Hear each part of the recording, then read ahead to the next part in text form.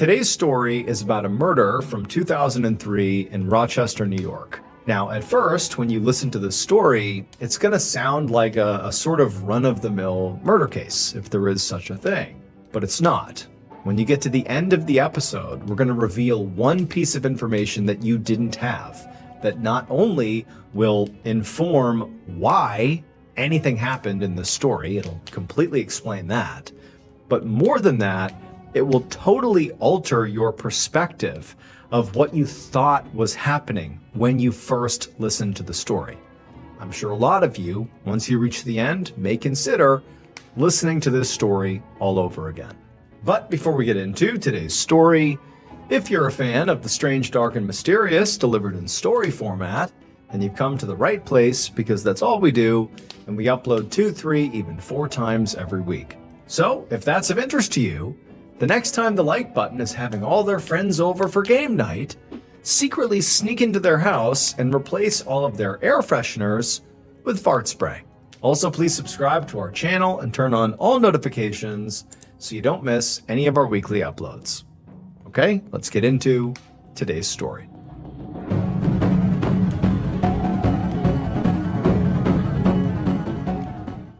On the morning of Sunday, July 13th, 2003, 26-year-old Tabitha Bryant walked through the front door of her big white house in Penfield, New York, which was an upper-middle-class suburb of Rochester. Her husband, Kevin, and their 2 young sons followed her inside, and they were all dressed in their Sunday best because they had just come back from church. However, on this morning, Tabitha sort of felt like a fraud because she knew she was not really living a Christian lifestyle. So Tabitha was actually having an affair with a guy named Keith, and her husband Kevin, who was 45 and nearly 20 years her senior, he had recently found out about it and confronted her about it. Tabitha, during this confrontation, had promised Kevin that she would end the affair, and then she and Kevin had agreed that they really needed to work on their marriage together. But despite sort of coming to a kind resolution, it was very obvious that Kevin was still very mad at her, and so Tabitha had been sleeping on the pull-out couch in the den ever since. Now, Tabitha watched as Kevin grabbed his briefcase off the kitchen counter, he kissed their 2 boys goodbye, and then he walked back out to his car. Tabitha was used to him disappearing to the office on the weekends. Kevin was a lawyer, and he worked basically all the time. And, they did depend on his salary, to pay their mortgage and also finance their expensive lifestyle with vacations and lots of nights out. Now, despite Kevin's salary being so sizable, they had for a while tried to supplement his income by renting out a bedroom in their house to Tabitha's half-brother, Cyril Weinbrenner, and his girlfriend, Cassidy Green. However, that arrangement, despite it being profitable for the couple, had ultimately soured when Cyril, the half-brother, had begun using drugs inside of the house. And so Cyril and Cassidy had moved out 2 months earlier, but despite, the terms on which they left, the group, Cyril, Cassidy, Tabitha, Kevin, their family, they remained friends, and they would still actually spend time together on the weekends. It was just they were not able to live together. Now, Tabitha, she did like having that extra money coming in, but the truth was having her whole house back to herself was ultimately a good thing. Like, she felt relieved in some ways. But also there was a part of her that sort of missed having, her half-brother and Cassidy around, especially when Kevin was, gone all the time working. Like, she just felt lonely. And also, on top of just being lonely, Tabitha often was the one saddled with childcare. They had a toddler and a 5-year-old, and, she was just sort of taking care of kids all the time, or sort of isolated. It was just exhausting. And now, as she watched Kevin back his car out of the driveway, she could tell today was going to be another long, exhausting, lonely day. That night, around 9 p.m., Tabitha was fast asleep on Kevin's bed with one of their sons when she felt somebody shaking her. And when she opened her eyes and looked up, she saw Kevin standing right over her. And he leaned down and he whispered to her that it was very late and that Tabitha should go to her bed out on the pull-out couch. And then he picked up their sleeping son and carried him off to the boys' bedroom without waiting for a response from Tabitha. As Tabitha got out of bed, she thought about just staying put and insisting on sleeping in the master bedroom that night. But, their kids were already asleep, and she also didn't want to risk getting into a fight with Kevin, especially at this hour, and waking everyone up. And so ultimately she decided against it and just left the bedroom and headed downstairs to the den. And then when she got there, Tabitha unfolded the pull-out couch and lay down, and she tried to fall asleep, but after tossing and turning for a while, she just pulled out her phone. And she pulled up the number for Keith, the guy she'd been having an affair with. As she did this, she reminded herself that she had promised to end things with Keith. But she was also feeling sort of desperate for someone to talk to. And Kevin was clearly very intentionally shutting her out, so after a moment, Tabitha hit the call button. Later that same night, around midnight, 911 operator Jacqueline Sanabria had just started her shift at the Monroe County Sheriff's Office when a call came in. Jacqueline answered it, and immediately this man's voice came over the line saying his wife had just been shot. And so right away, Jacqueline followed protocol, and as calm as she could, she asked the man, had he attempted CPR? And the man, in this eerily calm voice, said no, he hadn't. And the reason he gave was there was simply too much blood. At 1:45 a.m. on July 14th, 2003, so about 2 hours after that 911 call, Sergeant Paul Sienna of the Monroe County Sheriff's Department pulled up in front of a large white house with black shutters and an attached garage. There were a bunch of police cruisers and forensics vans that were already on the scene, and Sienna could see neighbors who were kind of coming outside, watching from their lawns and driveways, trying to figure out what was going on. Sienna had been very surprised when he had gotten the call from dispatch about a murder in Penfield, because Penfield was a really nice, safe area. In fact, there had not been a single murder there in more than 40 years. Now, he climbed out of his car and walked over to the front lawn where 3 deputies were interviewing this middle-aged man who looked like he might have just gotten out of bed. One of the deputies saw Sergeant Sienna, and so he ran over to him and began to brief him on what they knew. He explained to Sienna that the man they were speaking to was Kevin Bryant. He was the man who had called 911, and he was the husband of the victim, Tabitha Bryant.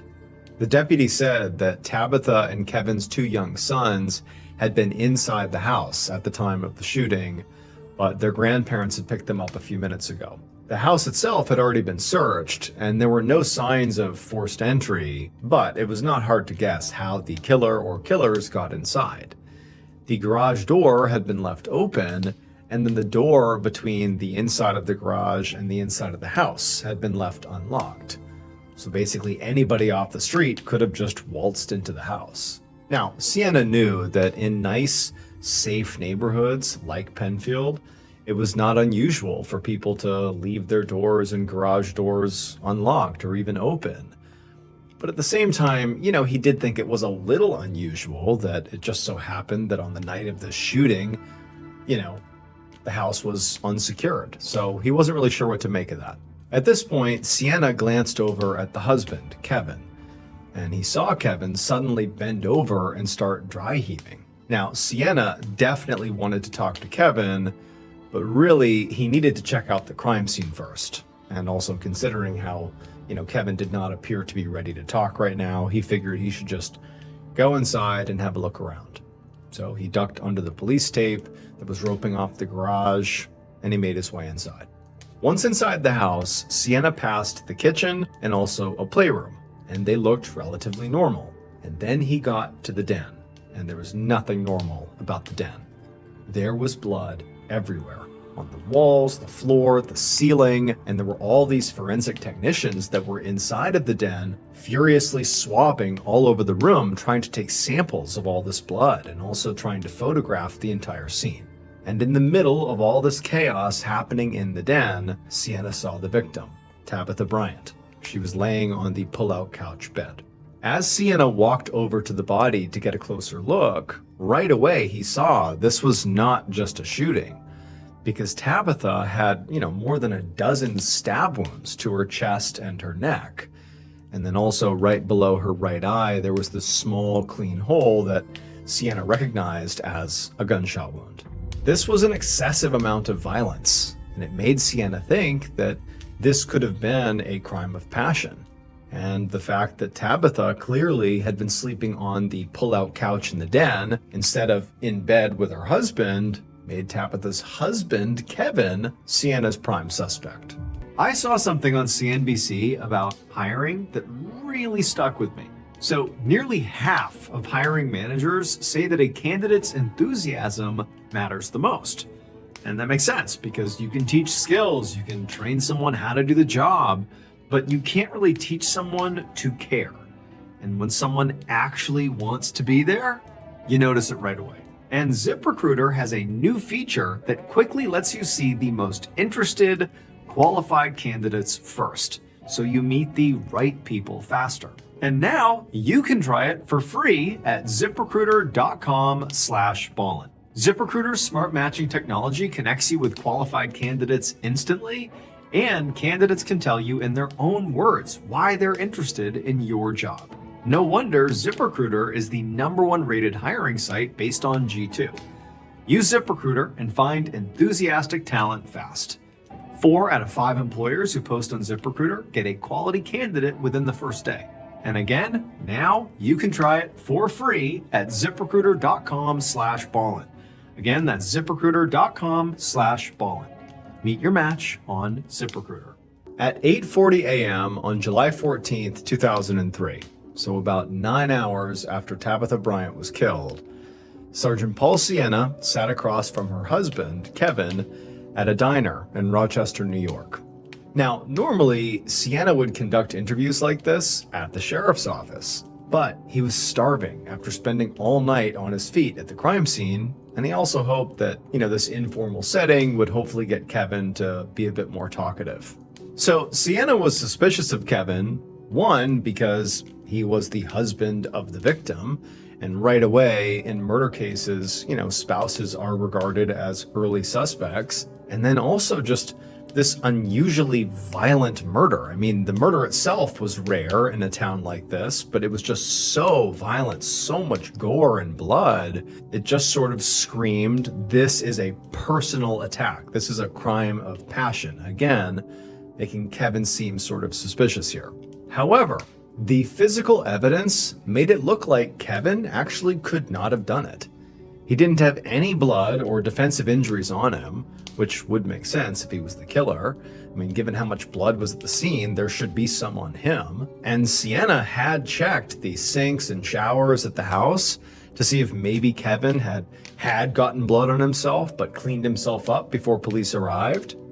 But there was no sign that there had been blood in the drains. Plus, the police had spent all night searching the house for murder weapons, a gun and maybe a knife, and so far they hadn't found anything.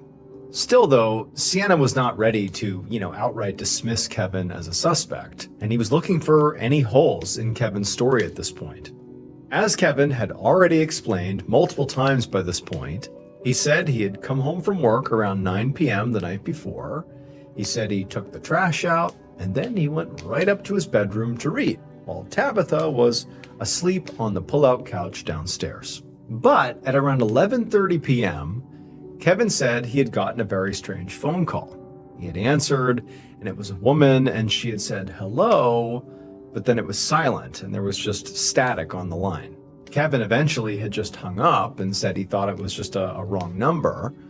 But then he said a little while later, just before midnight, he'd heard gunshots and screams. Kevin said at that point he got up and he ran to his kids' bedrooms first to make sure they were safe.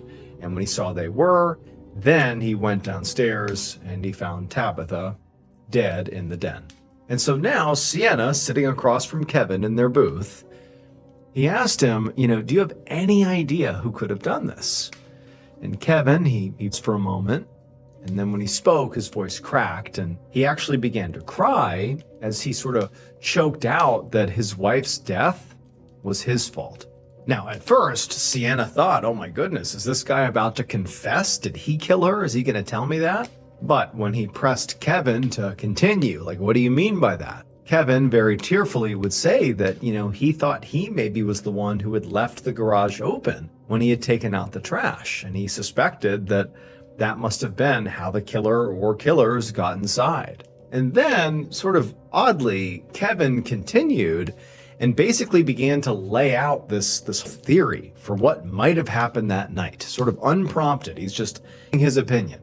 Kevin said, as he saw it, a burglar must have driven by, saw their garage was open, and decided to rob the house. However, he said when they went inside the house to rob it, they must have been caught off guard when they saw Tabitha in the den. And she must have woken up, and there must have been some sort of confrontation, and the burglar or burglars must have panicked and killed her and then fled without even robbing the place. Like, that's probably what happened.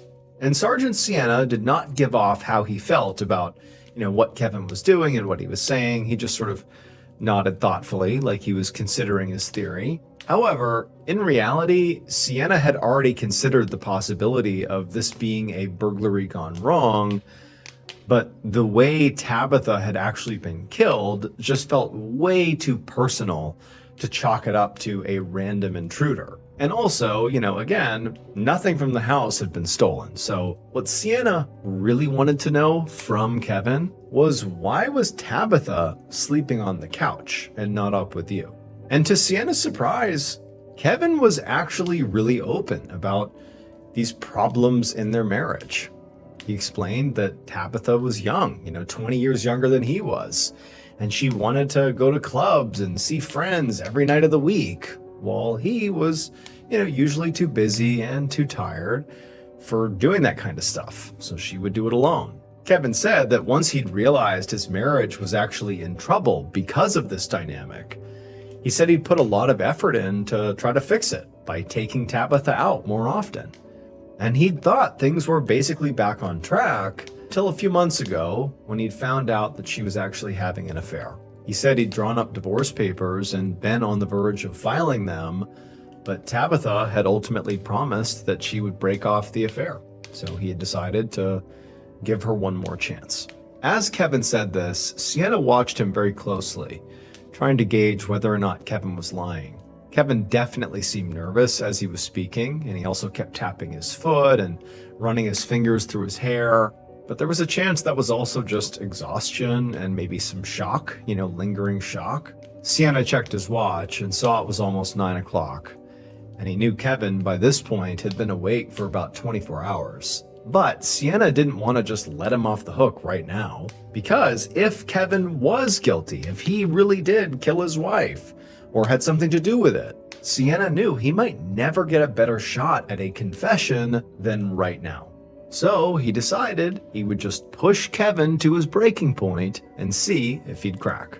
8 hours later, around 4 p.m., Sienna stared at Kevin from across an interview room at the Monroe County Sheriff's Office in downtown Rochester. Kevin was sort of slumped in his chair with his head buried in his hands, and he kept complaining about migraines. Now, Sienna was not surprised that Kevin might be feeling worn out right about now, because he'd been answering questions for the last 17 hours. And they'd covered everything from the details of Kevin and Tabitha's relationship to their extended families, including the fact that Tabitha's half-brother, Cyril, had lived with them for a few months earlier in the year and it had sort of ended badly. And by this point, Kevin had made it clear that he actually thought Keith Cromwell, the guy Tabitha had been cheating on him with, should be a suspect, and Sienna had to agree. However, what Sienna couldn't get over right now was just how angry Kevin sounded whenever he mentioned Keith. I mean, he was truly enraged. He clearly was not remotely over his wife's affair. And so now Sienna was trying to gauge if maybe he was angry enough about this to have committed murder. And so Sienna decided he would push Kevin a little bit further and extend the interview. And he did this by suggesting that they go ahead and order dinner. And at that point, Kevin, who was totally mad, he jumped up out of his chair and he said that unless he was under arrest, he needed to go back to his kids. And Sienna did not have the evidence to hold Kevin, so he had no choice but to tell him that, of course, he was free to leave. And as Sienna watched a deputy escort Kevin out of the room, He felt a little disappointed that he had not managed to get a confession. But he had gotten some pretty promising leads. Primarily, there was Tabitha's half-brother, Cyril, who definitely sounded like he knew a lot about Kevin and Tabitha's relationship, and he could have some good insights. And also, Sienna was thinking, as soon as possible, he needed to speak to Keith, who was Tabitha's affair partner.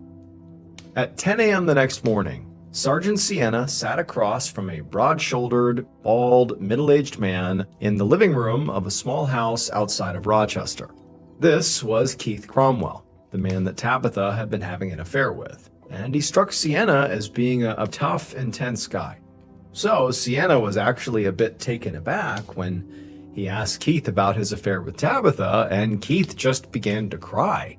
It just seemed sort of uncharacteristic for the way he appeared, at least at first glance. But Keith quickly wiped his eyes and he apologized, and then he asked what exactly Sienna wanted to know. And Sienna told him to just, start at the beginning. So Keith explained that he was a machine operator at a local factory, and it was a really stressful job. So Keith would sometimes blow off steam by going to a nearby strip club. And it was at that strip club about 6 months earlier that he had met Tabitha Bryant. And this really caught Sienna off guard. And he immediately asked Keith, what was Tabitha doing there at the strip club? But Keith just shrugged and said Tabitha had a wild side. She was a regular there. Sienna was still sort of taken aback by this and really didn't know what to think of it. But he just told Keith to keep telling his story.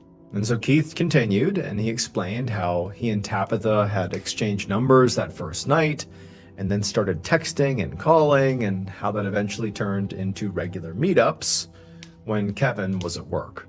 He said by July, they were hanging out several times a week and speaking on the phone basically every day. And Keith said this continued right up until Tabitha's death. And here, Sienna had to stop Keith again, because Kevin had told Sienna that Tabitha and Keith, their affair was over. But here Keith was basically telling Sienna the opposite. And so when Sienna pressed him on it, Keith said that actually Tabitha had called him around 11 p.m. on Sunday night, only about an hour before she was killed. And so this timing just felt like way too big of a coincidence. And it made Sienna wonder if Keith was actually just trying to give himself an alibi. Except it was not a very good one, because Keith lived close enough to Tabitha and Kevin that after that last phone call at about 11 o'clock, he would have had time to hang up the phone and drive over to their house and commit the murder by midnight. So this really wasn't an alibi. So now Sienna realized he was in a tough spot here. Tabitha's affair really gave both Kevin and Keith strong motives to want to kill her. And so basically, neither man could be ruled out. They were kind of like equally primary suspects at this point. And on top of that, the additional information that Tabitha had been a regular at a strip club just raised a lot of additional questions. He realized he really needed to speak to someone who really knew Tabitha. 5 days later, on July 19, 2003, Sergeant Sienna stood inside of a cemetery at the back of a group of mourners and watched as Tabitha Bryant's casket was lowered into the ground. Sienna had come to Tabitha's funeral not only to pay his respects, but also because he was looking for her half-brother, Cyril, and he had two reasons he really wanted to speak to him. First of all, he thought Cyril might have some additional unique insights into Tabitha's various relationships. I mean, Cyril had lived with Tabitha and Kevin and their kids earlier that year, and Sienna had heard that Cyril and Tabitha were quite close, and so maybe she had shared some additional insights that he would know. But the second reason for wanting to speak to Cyril was recently, Sienna had also begun to look at Cyril as being maybe a potential suspect. So Sienna had spoken with a number of Tabitha's friends, and from those interviews, Sienna had learned that Cyril and his girlfriend Cassidy were also both regulars at that same strip club that Tabitha went to. And then on top of that, Sienna knew that Cyril and Cassidy had been caught using drugs by Tabitha and Kevin, and that's why they had been booted from the house just a few months ago. And so who knows, there could be some bad blood there. And so this made Sienna wonder if Tabitha's murder might have had nothing to do with her affair, and everything to do with, very likely some fight that she had had with Cyril and Cassidy when she caught them and kicked them out. But now, as Sienna scanned the funeral crowd, he didn't see anybody who matched Cyril's description. And so when the service ended and all the mourners began making their way out to the parking lot, Sienna hustled over to Tabitha's mother, and he asked her, had Cyril attended the funeral? And she said that actually, no one had heard from Cyril since the night Tabitha was killed. And she said that she was really worried about him because Cyril's mental health was quite fragile. About a year earlier, he'd suffered a huge mental breakdown after the death of another sibling, which was why Tabitha had invited him to live with her in the first place. And so now Tabitha's mom was afraid that Cyril had spiraled again and might be in trouble. But as empathetic as Sienna was, ultimately, this information he was getting from the mother did not paint Cyril as like a guy in need of help. It painted Cyril as being really suspicious. And so, as politely as he could, Sienna asked the mom if she had any idea of how he could go about trying to find Cyril, any way he could even begin that process. And Tabitha's mom, she thought for a moment and then said that if anyone knew where Cyril was, it was his girlfriend, Cassidy Green. One night, about a week after Tabitha's funeral, Sergeant Sienna sat in the back of an unmarked van in downtown Rochester. And through the windshield, he watched a man standing alone in an alley, pacing back and forth, constantly checking his phone. This was all part of a sting operation that Sienna hoped would finally lead him to Tabitha's half-brother Cyril. Ever since Tabitha's funeral, he and his fellow deputies have been trying to track Cyril down, but so far they'd had no luck. It looked an awful lot like Cyril had either left town or was actively hiding from the police. However, Sienna had managed to locate Cyril's girlfriend, Cassidy, who, it would turn out, was well known to the police for being a drug dealer and an escort, who went by the working name of Angel. Now, Sienna doubted that if he approached Cassidy directly, that she would just immediately give up Cyril's location willingly.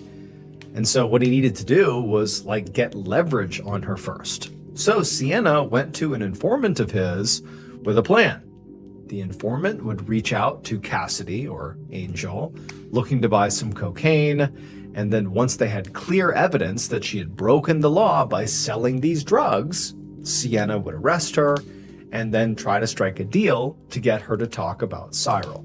And so now, through a pair of binoculars, Sergeant Sienna watched as a small blonde woman appeared at the far end of the alley. His heartbeat picked up as he realized it was definitely Cassidy, and he watched as she walked right up the alley and began talking to the informant, the man who had been pacing before on his phone. And when Sienna saw the money and drugs change hands, he gave the command on his radio to go ahead and move in. In an instant, 2 police cars rounded the corner with their sirens blaring, cutting off both ends of the alley. Cassidy looked completely startled and started to run before the arriving deputies boxed her in, and moments later, they had her in handcuffs. The following morning, Sienna stood outside of an interview room at the sheriff's office in Rochester, New York. He looked through a two-way mirror, and on the other side of the glass, he watched a deputy question Cassidy, the girlfriend of Tabitha's half-brother Cyril, who was still missing and still a major suspect. Now, Cassidy had been completely stonewalling police since they'd arrested her for selling cocaine the night before, and she was still insisting that she had no idea where Cyril was or why he'd disappeared. Now, to this point, the deputy who was speaking to Cassidy had not brought up Tabitha's murder. And so at this point, Cassidy seemed to think that her only problem was the cocaine charge. And so as Sienna watched this interview just kind of go in circles and drag because Cassidy just was not giving them anything, finally Sienna just couldn't take it anymore, and he just busted in the room and he slammed a folder down right on the table, totally shocking not just the deputy, but Cassidy. They both looked at him like, what are you doing? And then before Cassidy could say or do anything, Sienna looked right at her and just said, I don't care about your drug charge. What I want to know is what you know about Tabitha Bryant's murder. And at first, Cassidy just stared back at Sienna and said nothing. And for a minute, Sienna thought maybe he had sort of miscalculated here. But then after a long, awkward pause, Cassidy's whole demeanor shifted and she started to talk. Based on witness testimony, evidence collected at the crime scene, and the killer's eventual confession, here is a reconstruction of what police believe happened to Tabitha Bryant on the night of July 13th, 2000. Around 11:50 p.m., the killer very carefully crept through the first floor of the Bryant home carrying a rifle, and they went straight to the den where they found Tabitha asleep on the pull-out couch. For a moment, the killer paused, just staring down at Tabitha, wondering, questioning whether they could really go through with this. But then, after just a little bit of deliberation in their own minds, they raised the rifle and they fired. The bullet entered Tabitha's skull right under her right eye, but it didn't kill her. And so as the killer is standing there watching, expecting Tabitha to basically be motionless, Tabitha wasn't. Her body began jerking around, and then she suddenly reached up and grabbed at her cheek, and she sat up and she looked at the killer and began to scream. And so the killer immediately fired 2 more times, but Tabitha was moving around so much in her own panic that both shots missed. And then on the 4th shot, when the killer pulled the trigger for the 4th time, the rifle jammed. And so at this point, the killer completely panicked. And so the killer turns and they run into the kitchen. All the while, Tabitha is flailing around in the den. She's screaming, blood's going everywhere. And the killer, they grab a butcher's knife from the kitchen. They run back into the den, and when they get there, they see Tabitha is now standing, and she's clutching at her face, she's screaming, and the killer tackles her back onto the bed and begins stabbing her over and over again in the neck and the chest until she does finally go limp. When the killer climbed off of Tabitha and stood back up, they realized they, like the rest of the room, were covered in blood. And so the killer began just sort of backing away from the scene, not really sure what they were going to do. Then as they're doing this, they hear a noise behind them and they whip around and they see there was a figure coming down the stairs. And when this figure got to the bottom of the stairs, they walked right up to the killer and handed them an envelope. And the killer took the envelope, blood all over them. They take the envelope, they open it up, they look inside to confirm that yes, it was stuffed with $100 bills. It would turn out the person who actually wielded the rifle and the knife and literally killed Tabitha was her half-brother Cyril.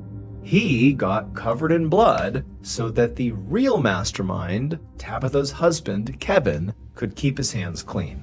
Kevin paid Cyril and his girlfriend Cassidy $5,000 to do his dirty work for him. Cyril committed the murder, and Cassidy drove the getaway car. But long before they got to the house that night, Kevin was setting things up so that the murder would go according to his plan. Kevin opened the garage and unlocked the door to the house so that Cyril could come inside no problem.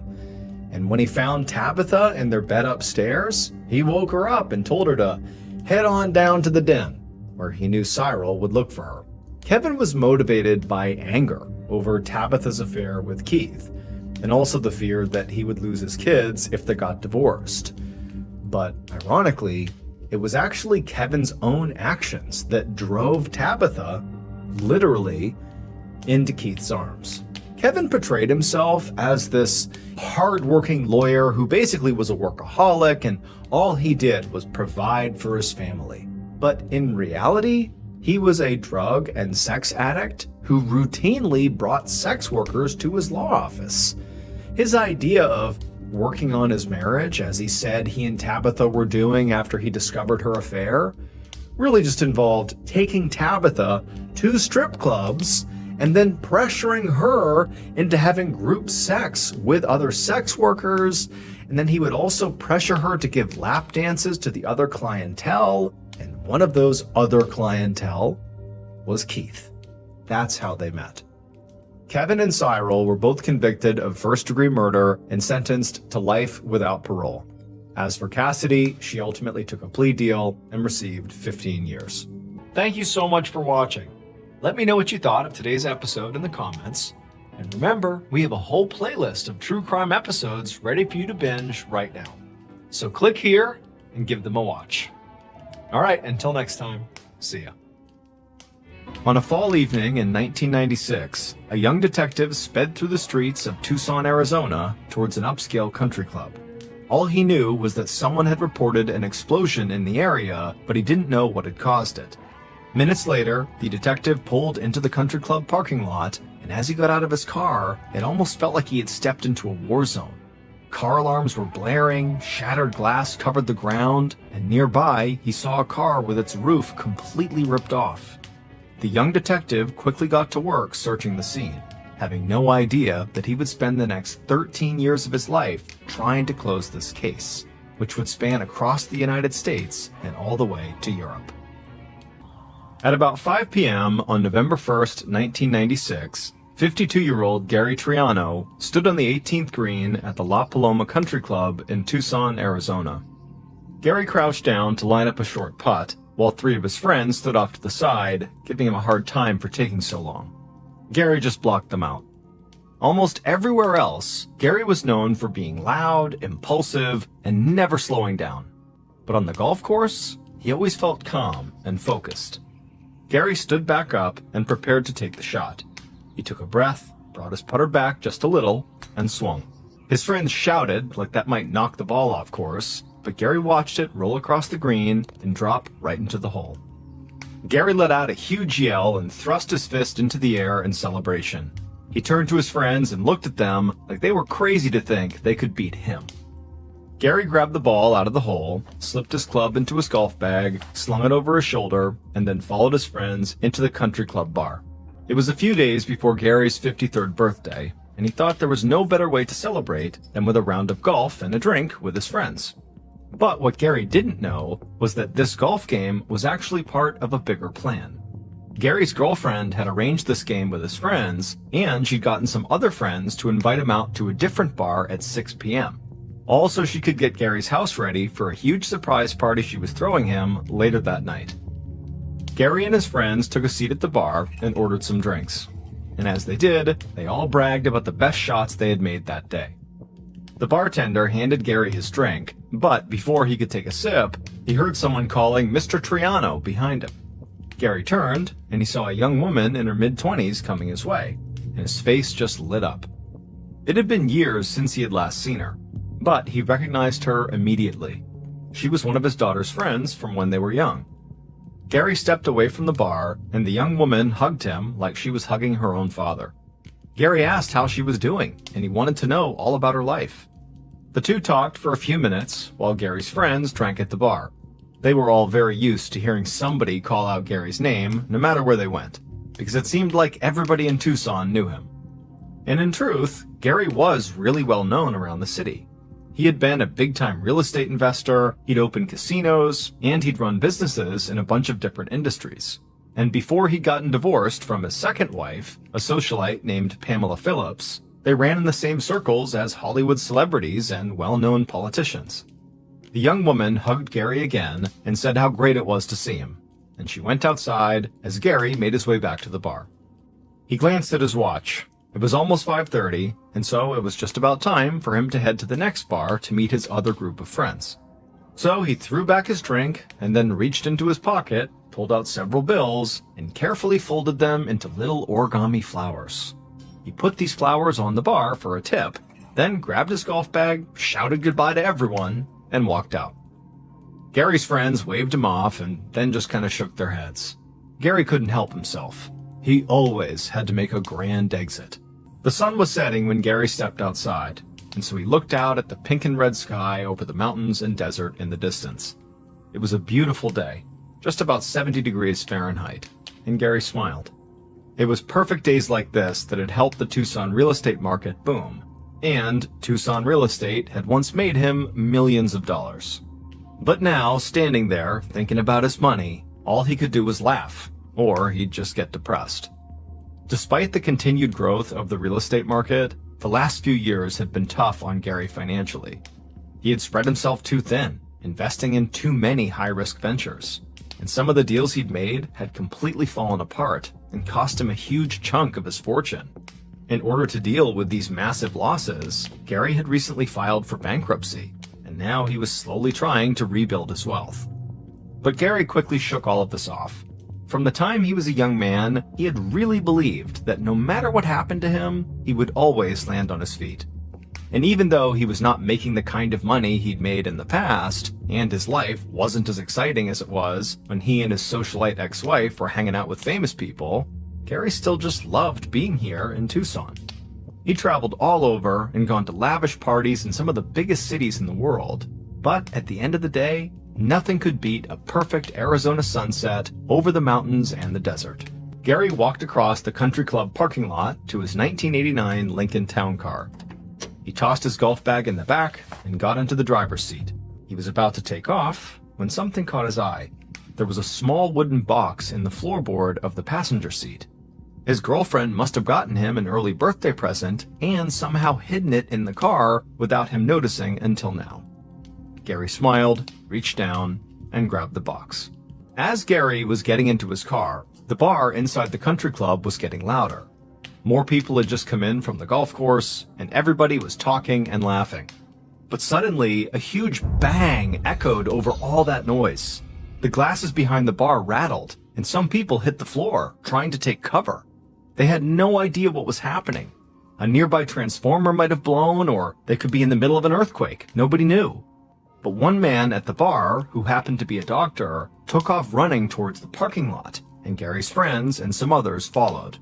And when they got outside, they felt like they had just stepped into a war zone. Car alarms blared, they saw smoke rising into the air, they saw cars with shattered windshields, and they saw a Lincoln Town Car with its windows blown out, its doors shredded, and its roof completely ripped off. The doctor ran right to that car, hoping that nobody was inside. But as he got closer, he could see a man sprawled out in the front seat, and most of this man's clothes had been torn off his body, and he looked burned and bloody. The doctor turned around and shouted for the people who had followed him to call 911 and to stay back. He didn't know if they were all still in danger, and even if they weren't, he didn't want anyone to see what he was looking at inside of that car. The doctor leaned in through the space where the car window used to be. He reached down and grabbed the man's bloody wrist.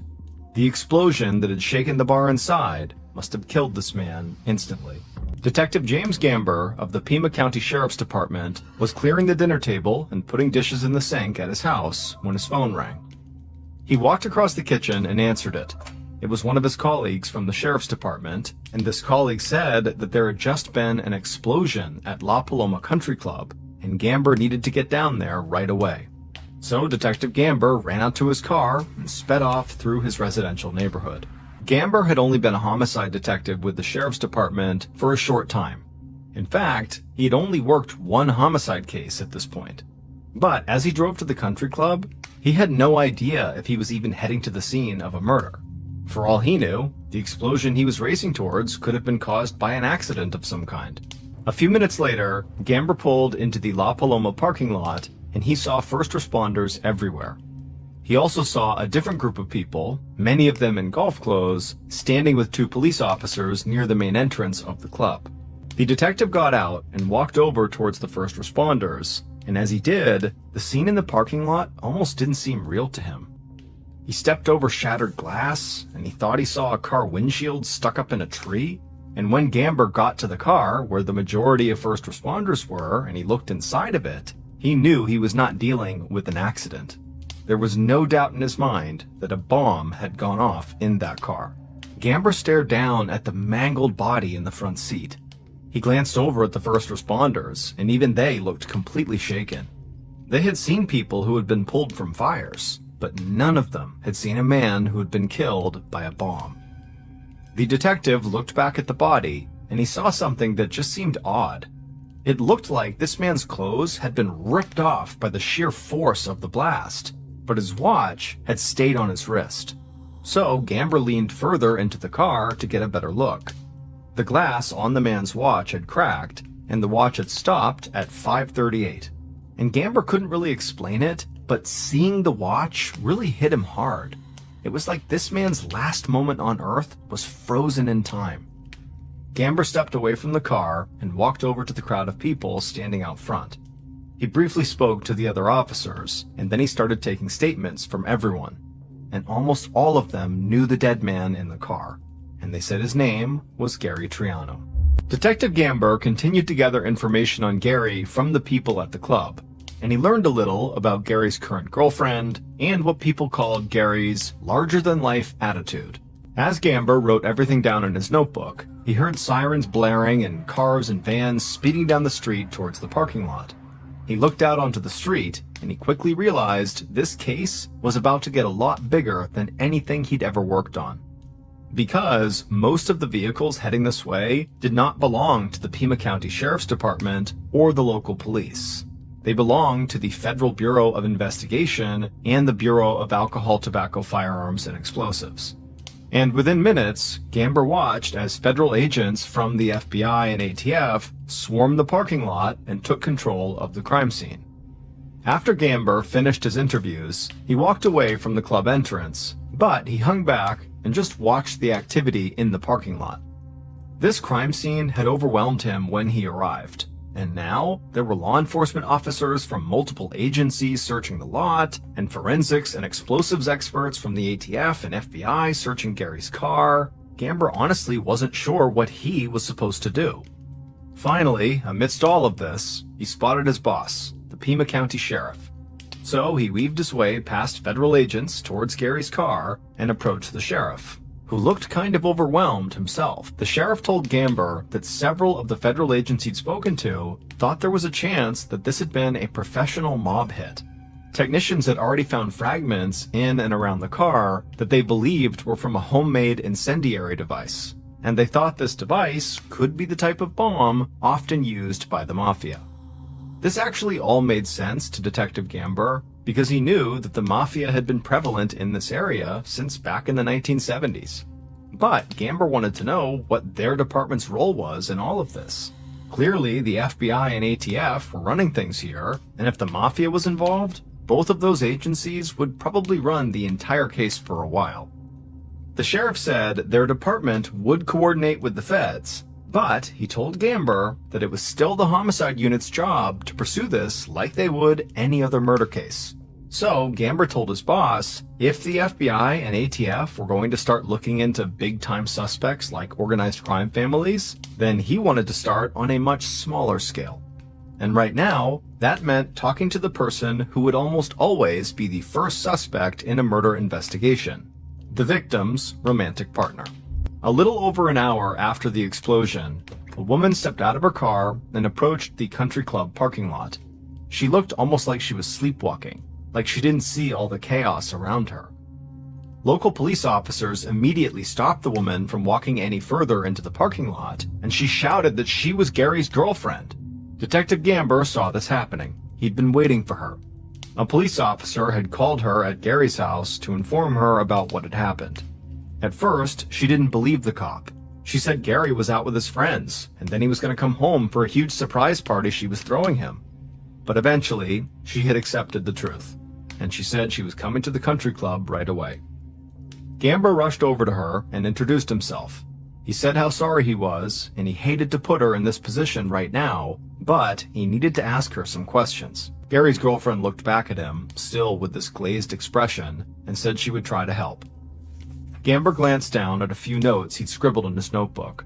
He knew the doors on Gary's car had been so badly damaged by the blast that it was impossible to tell if someone had broken into the car to plant the bomb. But people had been in and out of the parking lot all day, and so far, nobody had reported witnessing a break-in. So, Gamber thought there was a good chance that whoever planted the bomb had easy access to Gary's car, so he asked Gary's girlfriend if she had keys to the Lincoln. She said she did, but she said it didn't really make a difference because Gary always left his car unlocked. This threw Gamber off. Somebody leaving their car unlocked, especially a nice car like Gary's, sounded like something that only happened back in the 1950s. But Gary's girlfriend said that he had this foolish belief that nothing bad would ever happen to him, and that people were actually good at heart. She said if it wasn't for her, he very likely would have just left his house unlocked every night. Gamber continued to talk to Gary's girlfriend for a few more minutes. He didn't want to jump to conclusions, but this woman really did seem completely shocked by Gary's death. So he told her, before he let her go, that he just wanted to know if she could think of anyone in Gary's life who might have wanted to harm him. Gary's girlfriend shook her head. She said Gary had a good relationship with both of his ex-wives and his 2 grown children from his first marriage, and the children from his second marriage were still pretty little. And she said everybody who knew Gary loved him. He was generous and fun. Suddenly, Gary's girlfriend trailed off, and the look on her face totally changed, like she had just thought of something. Gamber asked if something was wrong, and she nodded. There was one past relationship in Gary's life that had ended badly, and it just continued to get worse. She said Gary had an ex-girlfriend named Robin Gardner, and Gary had left her when she got pregnant. But even before that, Gary had wanted to get out of the relationship because Robin had a temper and had once attacked him with a flower vase. Gamber asked if Gary had had any contact with Robin lately. Gary's girlfriend said that Robin had called a few months earlier, and she left Gary a message on the machine. And all Robin had said was, "You're going to pay. Someday, you're going to pay." The day following the bombing, FBI and ATF agents remained focused on possible mob ties to Gary's murder, while Detective Gamber drove to meet Gary's ex-girlfriend, Robin, at her house. By this time, the bombing was all over the news in the region, so Robin was well aware that Gary had died. Robin opened the door, holding her baby girl in her arms, and she led the detective into the kitchen, where her new husband was already sitting at the table. Gamber took a seat, and he didn't waste any time. He said he knew that Robin had once physically assaulted Gary because Gary had called 911 and asked police to remove her from his house. Gamber also knew about the threatening phone message she had left him. Robin's face immediately turned red, and she looked very embarrassed. She said she couldn't justify her actions, but Gamber clearly did not have the full story. When she had gotten pregnant, Gary had openly doubted that the baby was his. He broke up with her and didn't want any responsibility for the child, so she lashed out because she was hurt and scared and didn't know if she'd be able to provide for her baby on her own. But after the baby was born and a paternity test proved that she was Gary's daughter, Gary had said he would help take care of her financially, and Robin and Gary's relationship became a lot more civil. The baby started crying a little, and Robin asked if she could excuse herself. Gamber said of course, and Robin carried the baby out of the kitchen. Her husband watched to make sure she was out of earshot, and then he leaned toward Gamber and spoke quietly. He said there was no doubt that his wife had a temper. If Robin was mad, she made it really clear.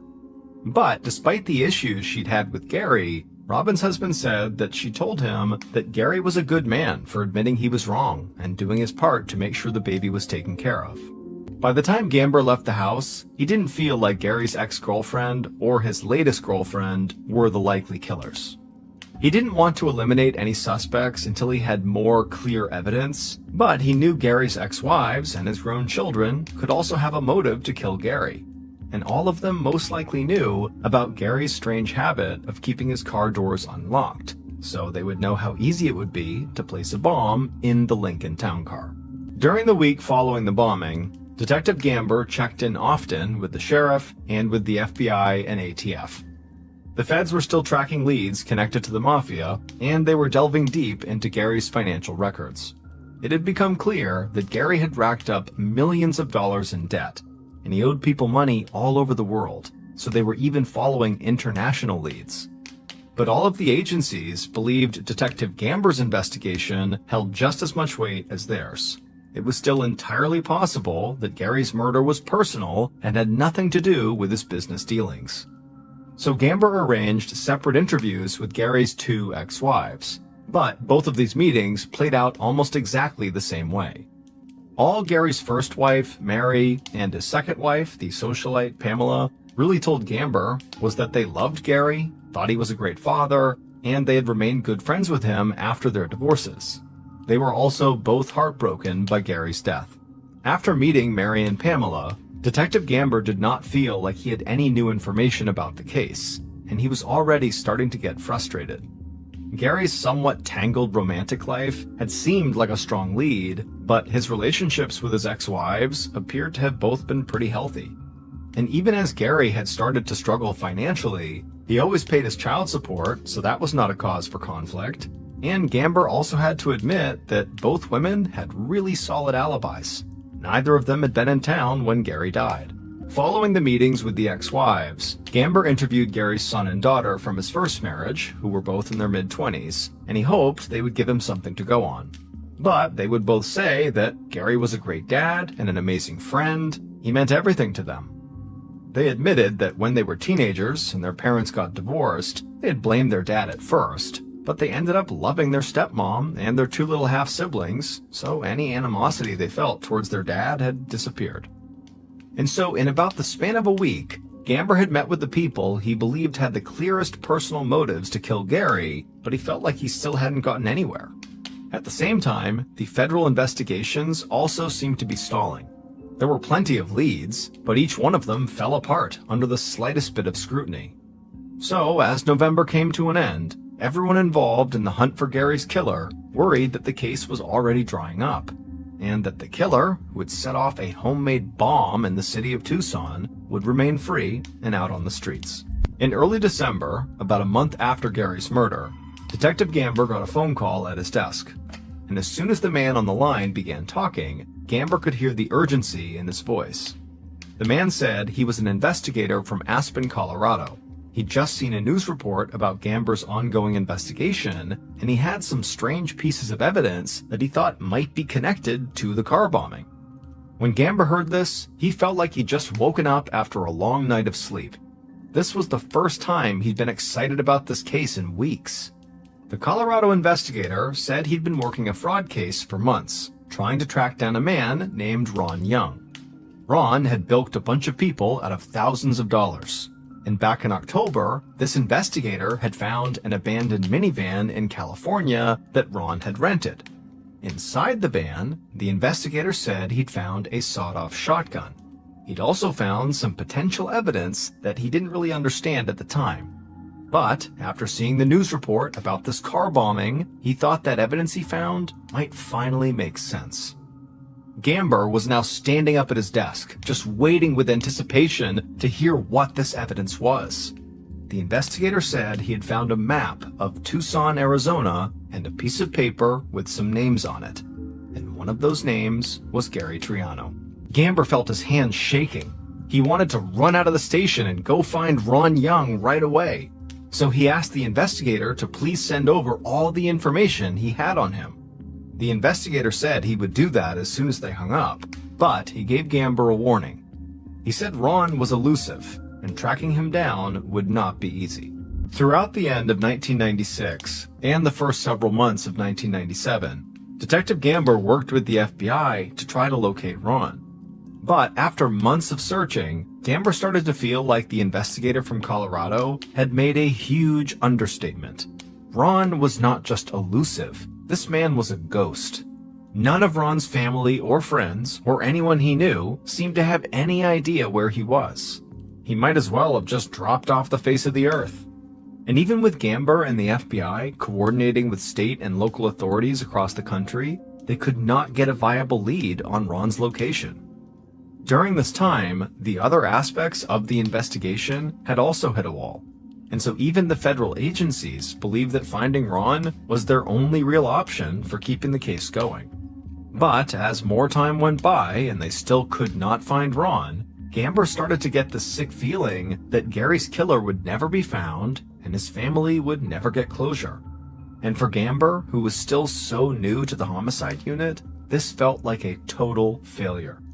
And by early summer of 1997, about 7 months after Gary's murder, there was still no sign of Ron, and Detective Gamber's fears came true.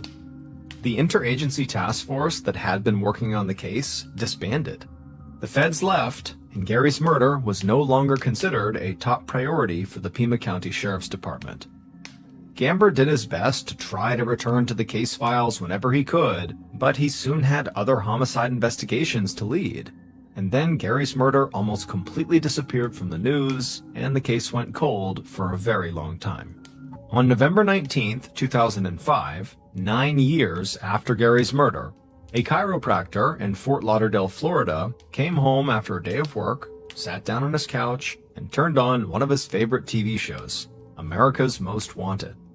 At the time, America's Most Wanted was a very popular show that featured stories about criminals who were still at large, in the hope that the viewers of the show might provide tips that could help lead to an arrest. The chiropractor watched the show and listened to a story about a man who was wanted in a fraud case and had possible connections to a murder. And as the chiropractor watched, he suddenly got off the couch and got closer to his TV to make sure he was really seeing what he thought he was seeing. There was an image of the criminal on the screen. Now, the chiropractor didn't recognize the criminal's name, Ron Young, but he definitely recognized the man, because he had treated this man's bad back on several different occasions. The chiropractor grabbed his cell phone from his pocket and dialed the number for the America's Most Wanted tip line. 2 days later, federal and local law enforcement arrested Ron Young in Fort Lauderdale. And days after that, Detective Gamber, who was still a homicide detective, along with other Pima County investigators, flew to Florida to question Ron in connection to the bombing that killed Gary Triano. Detective Gamber felt exhilarated to have the case reopened. He had always regretted that he had not been able to bring Gary's killer to justice, but Gamber would soon realize that he still had a long way to go. Ron repeatedly denied having anything to do with Gary's murder, no matter how much police pressured him. And so it would take several more years of coordinated efforts between law enforcement organizations across the country and multiple international agencies for investigators to gather evidence to prove that Ron knew a lot more than he was willing to say, and that there was someone else out there on the run who was directly connected to Gary's murder. 4 years later, on a cold December night in Vienna, Austria in 2009, now 13 years after Gary's murder, members of Austria's federal police force approached an upscale hotel located in one of the wealthiest parts of the city. The lead officer and his partner found the room they were looking for and knocked on the door. When the door opened, the lead officer spoke in German, but the person at the door looked confused. So the officer quickly switched to English and asked them to identify themselves. And when the lead officer heard this person's name, he told them that they were under arrest for the murder of Gary Triano. Soon after this arrest, the lead officer contacted his supervisor, who then got in touch with federal authorities in the United States to start the extradition process. That process took months, but when the suspect was back in Arizona, Detective Gamber interviewed them. And by the time that interview ended, all of Gamber's hard work had finally paid off. After 13 years, he now knew who had murdered Gary. Based on evidence collected over the course of the entire investigation, the following is a reconstruction of what police believe happened to Gary on November 1st, 1996. At around 4:15 p.m. that day, the bomber sat at a small table in a hotel room, breathing in slowly over and over until they could feel their heart rate slowing down. When they felt completely calm, they reached out, picked up the homemade bomb they had spent days putting together, and then slowly placed it into an open wooden box laying on the table. They secured the bomb inside the box, and then walked across the room and grabbed the phone. They took a small piece of paper out of their pocket with a number scrawled on it and dialed. A friendly young man at the front desk of the La Paloma Country Club answered and asked how he could help. The bomber, using an equally friendly voice, asked the young man if Gary Triano was out on the golf course. The young man said he was. He said he had welcomed Gary into the club a little while earlier. After that, the bomber hung up the phone and walked back to the table, picked up the box with the bomb in it, and walked out to their car. They set the box in the passenger seat and then drove slowly down the road. No need to take any stupid chances by driving fast. A few minutes later, the the bomber pulled into the La Paloma parking lot. They spotted Gary's Lincoln Town Car and pulled into a spot that was as far away as they could get while still maintaining a clear view of Gary's car. The bomber scanned the lot and they didn't see anyone. So they opened their car door, went around to the other side, and carefully picked up the box with the bomb inside of it. They kept their head down as they walked to Gary's car. When they got there, they saw that the passenger side door was unlocked. They opened the door, crouched down, and placed the box on the floorboard. The bomber closed Gary's car door and quickly walked back to their car and climbed inside. And then they watched and waited. At around 5:30 p.m., they saw Gary step out of the country club. The bomber reached into their pocket and slipped out a small remote control. As they watched Gary get closer to his car, their heartbeat got faster. Gary climbed into his car, and after a second, the bomber watched as Gary leaned down towards the floorboard. And at that moment, the bomber hit a button on that remote. The bomber heard a loud bang and saw the roof of Gary's car go flying into the air. In the chaos, the bomber sped out of the parking lot and drove to a nearby payphone. They dropped a coin in, and when the person answered, the bomber said the job was done. The person on the other side of the call didn't say anything. They just hung up the phone and smiled at their two little children who were playing nearby. Ron Young, the man who had eluded authorities for years before getting caught by a chiropractor watching TV, built the bomb and placed it inside of Gary's car. But Ron was not the person who had set any of this in motion. Gary's second wife, the socialite Pamela Phillips, was the one behind everything. It turned out that despite what Pamela had told the police, she was not happy about her relationship with her ex-husband. Because ever since Gary had begun experiencing financial difficulties, he stopped giving Pamela the type of money he had given her in the past. Gary still paid child support and alimony, but there was nothing extra for her like there used to be. And so Pamela had decided that the only way she could get the kind of money from Gary that she wanted was by killing him. Because Gary had taken out a $2 million life insurance policy, and he had made Pamela and his two kids the beneficiaries.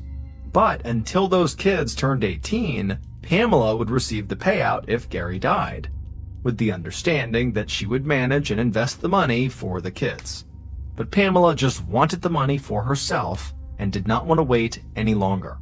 So she offered a man she'd once had a romantic relationship with, Ron Young, $400,000 to do the job. Ron already had a criminal past, and he had some experience with explosives. So together, Pamela and Ron started planning Gary's murder, and they decided to use a homemade bomb. And in the fall of 1996, they found the perfect way to carry out their plan. Gary's girlfriend had wanted everyone in Gary's family to come to the surprise party she was planning. So she had invited Pamela and the kids, and even told Pamela her plan to keep Gary out of the house.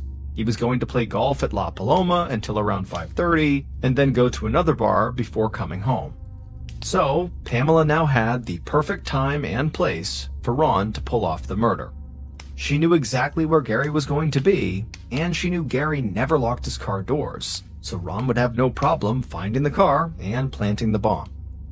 This all took years for Detective Gamber and investigators to put together, mainly because Ron had been so difficult to hunt down and to get any information from.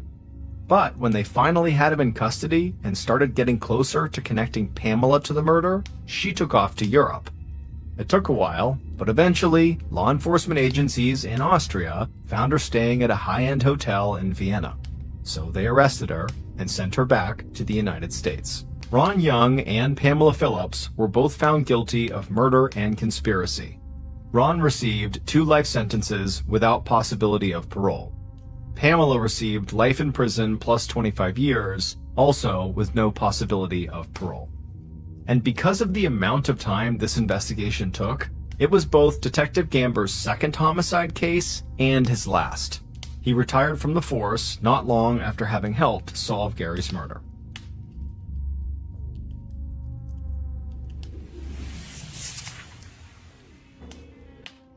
At 6:45 a.m. on a regular Tuesday in Salt Lake City, Utah, a father and son lugged a heavy jewelry case into the lobby of a high-rise building.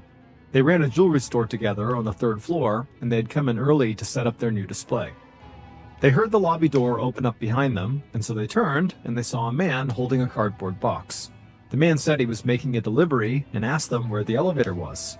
The father and his son were heading towards the elevator anyways, so all three of them just got on the elevator together. As they stood in the elevator car as it brought them up, the father looked over at the box that the man was carrying. There was a name written on the top of it in black marker, but there was no return address, which seemed odd. And also, the man didn't really look like a delivery driver. He was wearing a green Letterman jacket like a high school athlete would wear. But the father just kept his thoughts to himself, and when the elevator doors opened to the third floor, he and his son carried their jewelry case out and went on with their day. But Monday, October 14th, 1985 was Columbus Day, and Steve Christensen was marking the holiday by chasing his three young sons around his big sunlit living room. His wife Terry stood next to the fireplace, smiling with a hand on her very pregnant belly, and every time Steve looked over at her, he couldn't believe how beautiful she looked. She was absolutely glowing. Steve stopped running around to catch his breath. He was only 31 years old, but everyone said he seemed older, and today he felt older too. He was tall and broad-shouldered with thick brown hair and an air of seriousness about him. Steve's number one goal in life was to provide for his family, and he'd worked hard so they could have their nice home here in Salt Lake City, Utah. As his boys crowded around him, still wanting to play, Steve suddenly felt a pang of guilt. He knew he had not been spending enough time with his family lately because he had been so consumed with work. But Steve didn't feel like he had any other options. 2 months ago, the financial consulting company that he had helped build had gone under, leaving Steve almost bankrupt. Now he was trying to launch a new consulting business with a friend, and he was working overtime basically every week to get this new company off the ground. Steve told his sons they could play for a few more minutes, and so they did, and then afterwards he stood up and he walked over to Terry to rub her shoulders. He knew she was exhausted from the pregnancy and that she didn't like him working all the time, but Steve also knew he and his wife could make it through hard times. Not only did they have each other, but they also had their faith in the Mormon Church. Steve was a bishop in the Church of Jesus Christ of Latter-day Saints, as the Mormons are officially known, and Terry was a devoted member. Literally half the population of Salt Lake City was Mormon, and Steve loved it. He and his growing family were surrounded by a big supportive community. But Steve's interest in Mormonism went well beyond his faith. He also collected historic Mormon artifacts like letters, books, and other documents that cataloged the church's past. Before his financial problems began, Steve used to buy and sell these 19th century antiques all the time. He'd even donated rare historical documents to the church. These days, though, he mostly helped arrange document sales for other people. He'd recently helped his friend Mark Hoffman, who was a professional antiques dealer, get a $185,000 USD loan to buy some early Mormon letters. Not only that, Steve had tracked down a lawyer whose client was interested in purchasing the letters from Mark at an even higher price. Steve, Mark, and the lawyer were going to meet tomorrow morning to make everything official. But Steve didn't want to think about business right now. He just wanted to enjoy this rare day off with his family. He kissed his wife's shoulder and went back to playing tag with his boys. The next morning, Steve's alarm went off at 7 a.m. He dragged himself out of bed, got ready for work, grabbed his briefcase, and headed to the kitchen. Terry was in there making waffles for the boys, and she asked if Steve wanted to sit down and eat, but he told her he didn't have time. He was just going to grab breakfast on his way to the office, and so he gave his wife and sons each a kiss before heading out the door. Steve drove his Jeep towards downtown Salt Lake City, stopping to buy a box of donuts and a couple of cans of ginger ale on the way. Then he parked his car outside a huge 8-story high-rise building called the Judge Building, where his office was located. The Judge Building was filled with other shops and offices, and even though it was only 8 a.m., there were already plenty of people milling around. Steve waved to some of the familiar faces as he strode toward the elevator. Steve took the elevator up to the 6th floor, and as he approached his office door, he noticed a cardboard box sitting on the ground. It sort of looked like a box that might contain a big cake, like a big square, and on top of this box, written in black marker, it just said, "To Steve Christensen." Steve balanced the 2 cans of ginger ale on top of the box of donuts, and then he carefully bent down and used his free hand to pick up this box. At that same moment, Steve's new business partner, Randy Rigby, was weaving through traffic trying to get downtown. Randy was about 10 minutes late for work, and he'd been trying to page Steve and let him know he was on the way. Steve was not answering. And as Randy approached the Judge building, he was quite surprised to see all these fire trucks and police cars outside, parked everywhere with their lights flashing and sirens going off. People were gathered around the building, looking curious and concerned. Randy scanned the crowd for Steve, whose tall, broad frame was always easy to spot, but he couldn't see him anywhere. Then he started looking for Steve's Jeep and noticed it parked nearby. Randy walked up to a woman who obviously was from the Judge building, and he asked her, what's going on here? And she said the whole building had just been evacuated because of some emergency. She said she had no idea what this emergency was. Suddenly, Randy had an unsettling thought. What if Steve didn't know that he needed to get out of the building and he was still in there? Randy needed to make sure Steve was okay. So even though he could see police officers shooing people away from the main entrance, he decided to sneak in. Randy drove his car to the back entrance of the building and quietly slipped inside. He sprinted up 6 flights of stairs, burst into a long hallway, and looked at his and Steve's office door. Except there was no door. The entrance to their office was now a gaping hole framed by splintered wood and chunks of broken drywall. The hallway was littered with debris and coated in dust and ash. Randy's eyes looked to the floor, and he saw there were chunks of burned donuts and also 2 ginger ale cans that had been bust open. Then he saw his partner's mangled body lying amidst the wreckage. His business partner was so obviously dead that the emergency medical workers standing nearby weren't even trying to revive him. The scene was so horrible that Randy could barely process it. Staring at his lifeless friend, all he could think was, who's going to tell his wife? But then, a police officer grabbed Randy's arm and pulled him away from the area. He told Randy the building had been evacuated and he was not supposed to be here.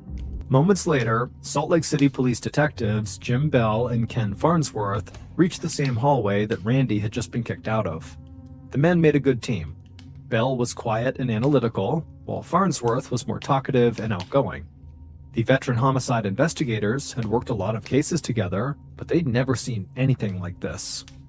Looking at the devastating scene, both detectives were at a loss for words. The victim, who they had learned was 31-year-old Steve Christensen, was unrecognizable. His chest had been blown open, his right foot was nearly severed off, and there were long, heavy nails lodged in his face.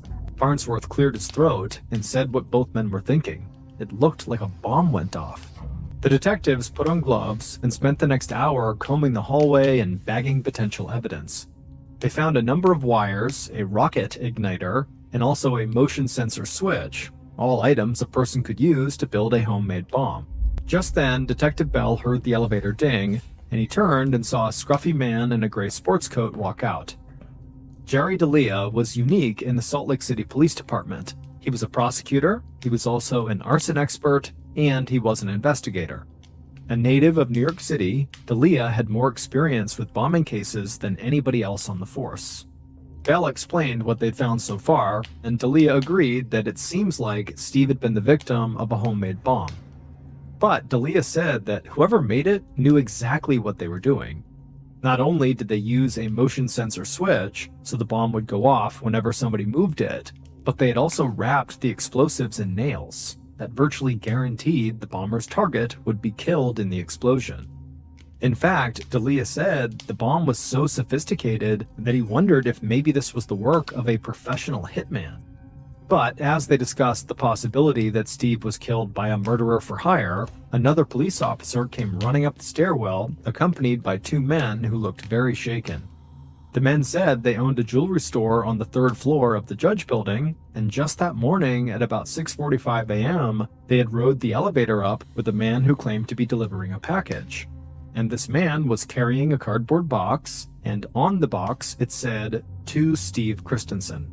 And so now that the jewelry shop owners had heard what happened, they were pretty certain they'd been inside the elevator with the bomber. Detective Bell asked if they recalled anything about the man's appearance, and the witnesses said he was Caucasian with brown hair, maybe in his 30s, and they remembered that he was wearing a green Letterman jacket. Bell looked over at D'Elia. A 30-something-year-old guy in a Letterman jacket didn't exactly sound like a professional hitman, because that kind of stands out quite a bit, and if you're a hitman, you want to be kind of under the radar. But then again, who was really to say what a real hitman looked like? Before they could talk it over, though, yet another police officer came barreling through the door from the stairwell, wide-eyed and breathing heavily, and he looked directly at Detective Bell and said, "We have another one." Shortly after 11 a.m., about 2 hours after this first explosion, Prosecutor D'Elia pulled up outside a home in the upscale Salt Lake City suburb of Holiday. He saw county sheriff's deputies, TV news reporters, and frightened neighbors crowded outside, all trying to make sense of the horrific scene. D'Elia parked his car, stepped out, and looked over at what was left of a nice brick house. An entire side of the garage had collapsed, and the carefully mowed yard was now covered with debris. D'Elia pushed through the crowd, and then he saw what everybody was staring at. There was a woman's body lying on the front porch. She had wavy gray hair, but her face was obscured by burns and soot, and her left arm had been blown off, and her abdomen had been ripped open. D'Elia didn't know this woman, but seeing her shattered body and destroyed home made him feel furious. Bombings were rare in Salt Lake City, and back-to-back bombings were basically unheard of. So D'Elia was quite certain that the same killer or killers were responsible for both. D'Elia approached one of the deputies who was already on scene and asked what they knew so far. The deputy told him that the victim's name was Kathleen Sheets. She was a 50-year-old schoolteacher and mother, and she was married to a financial consultant named Gary Sheets. Gary was the founder of that failed investment company where Steve Christensen used to work, and the men had a close professional relationship until about 2 months ago when their business went under. Then the deputy showed D'Elia a piece of cardboard from the box that the bomb came in. There, in black marker on the cardboard, was Gary's name. Apparently, the deputy said, Gary was the bomb's intended target, not his wife. D'Elia thought this over. Two partners whose business recently failed had both been targeted by devastating bombs within hours of each other. D'Elia wondered if someone who had lost money when Steve and Gary's company collapsed might be out for revenge. But D'Elia also thought it was possible that maybe Gary killed his former business partner and his wife and only wrote his name on the box as a diversion. Either way, D'Elia knew exactly who investigators needed to speak to next. Later that morning, Detective Farnsworth sat in an interview room at the Salt Lake City police station across from Gary Sheets. Gary was in his 50s with white hair and even whiter teeth, but his eyes were red from crying. Farnsworth tried to be gentle while asking questions, and Gary was very forthcoming despite his obvious shock and grief. He explained that he and Steve used to run a financial consulting company together, working with wealthy investors. They'd done well until some bad investments left the company on the verge of bankruptcy. Then, 2 months ago, Steve had decided to leave and start his own consulting company with a new partner, leaving Gary to try to deal with the mess of their failed business. But Gary said he didn't have any animosity towards Steve, and he was heartbroken to hear about Steve's violent death. As for his own wife's murder, Gary said he couldn't believe any of this was real. Detective Farnsworth felt sorry for the guy and knew Gary should be with his family right now, but there was a bomber who was loose in Salt Lake City, and his questions just couldn't wait. He asked if Gary knew anyone who might want to hurt him. Gary paused for a moment and then said, well, yeah. When his and Steve's company failed, a lot of investors lost a lot of money. Maybe these bombs were a spurned investor's way of getting revenge. But if this was the case, Gary wondered, why target his wife? Detective Farnsworth swallowed hard and told Gary the bomb had actually been inside a cardboard box and his name had been written on the box. As far as police could tell, someone out there had actually wanted Gary dead, not his wife. Hearing this news, Gary began to cry, not only at the thought of his wife being murdered by mistake, but also because the reality that somebody was out to kill him was terrifying. And he began shaking like he was just so scared he couldn't help it. And so seeing this, Farnsworth immediately offered to place him in protective custody until the police solved the case. In the meantime, they needed Gary to put together a list of all the investors who'd lost money when his and Steve's company dissolved. Any one of them could be the bomber. While Detective Farnsworth wrapped up his conversation with Gary, His partner, Detective Bell, was a few miles away on the couch in Steve Christensen's living room. Steve's very pregnant wife, Terry, sat across from him, looking totally numb.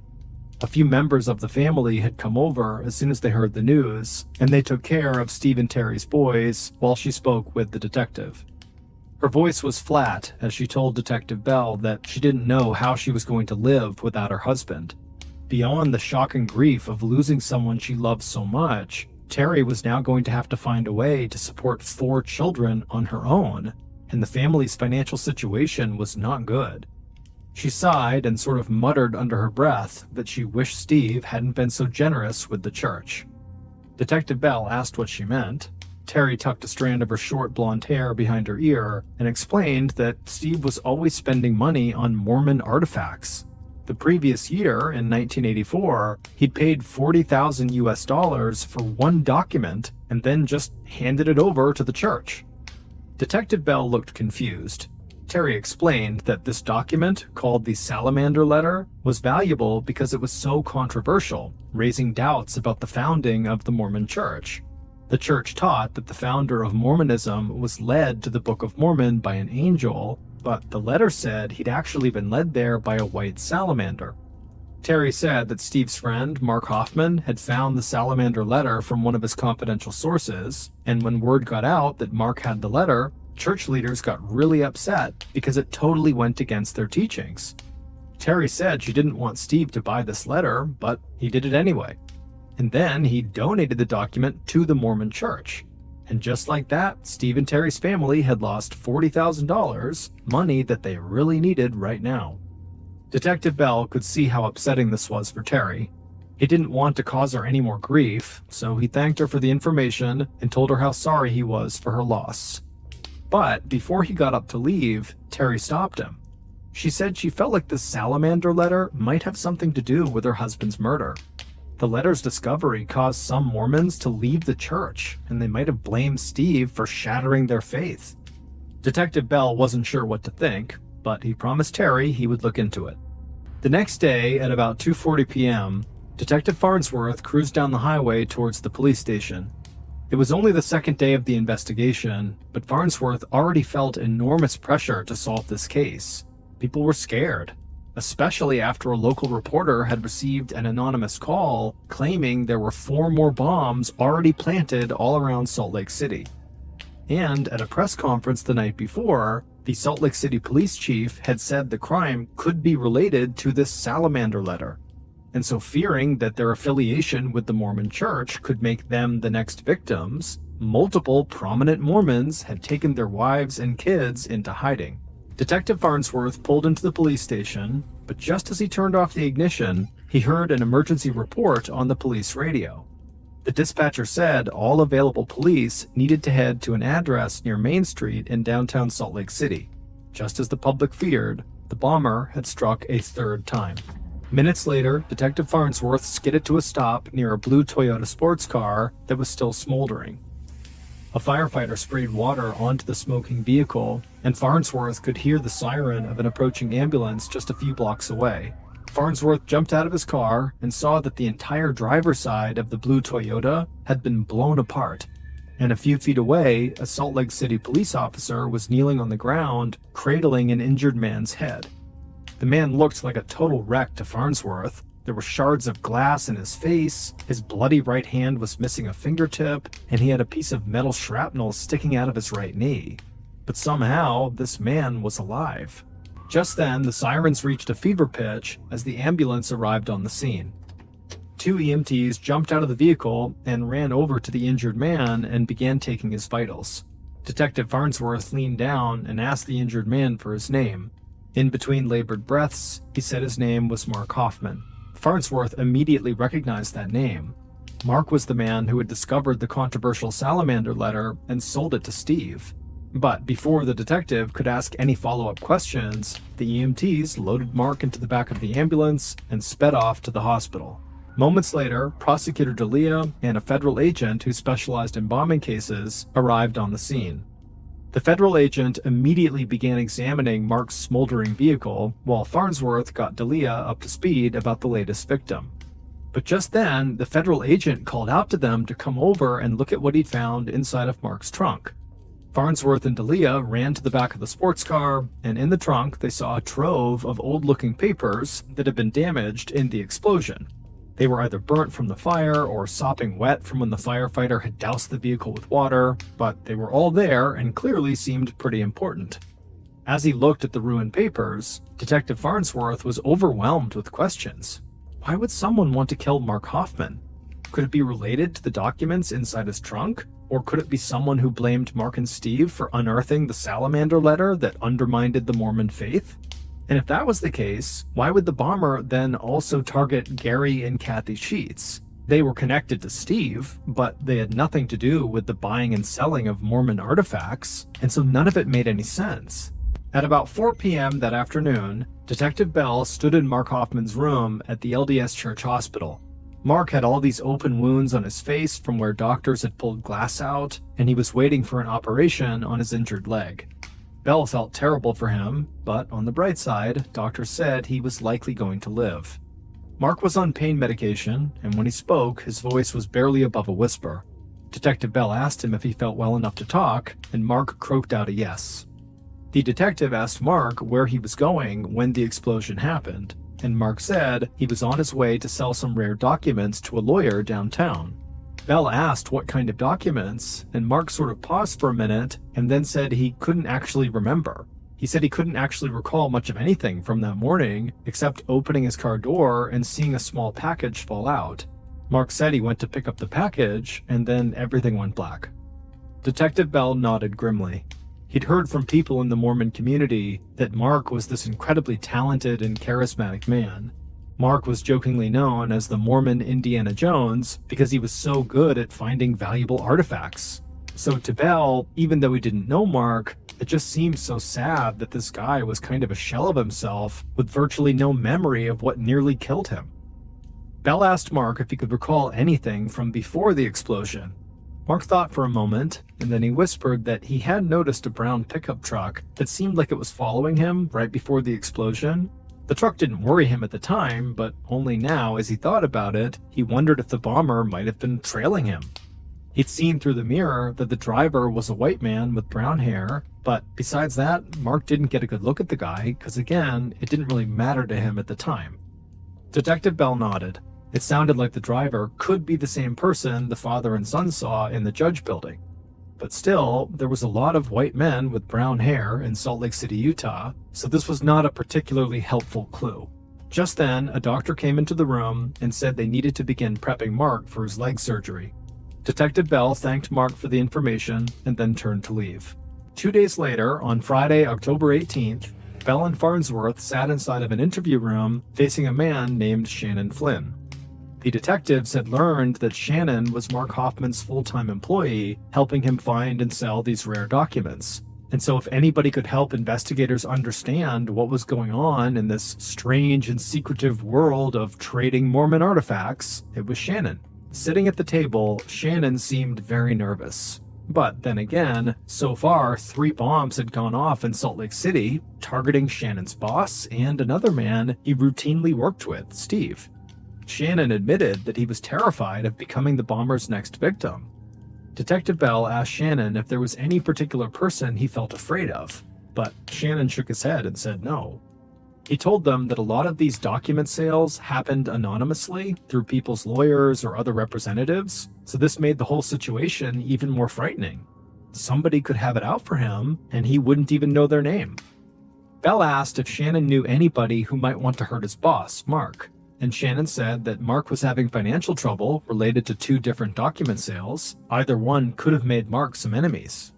Shannon said for the first deal, Mark had asked his friend Steve Christensen for help getting a private $185,000 loan to purchase a collection of antique documents.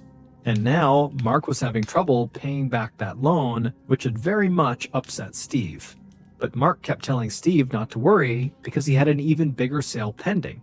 And when that went through, Mark promised he could pay back the loan then. But Shannon said Mark's second document sale had also hit a snag.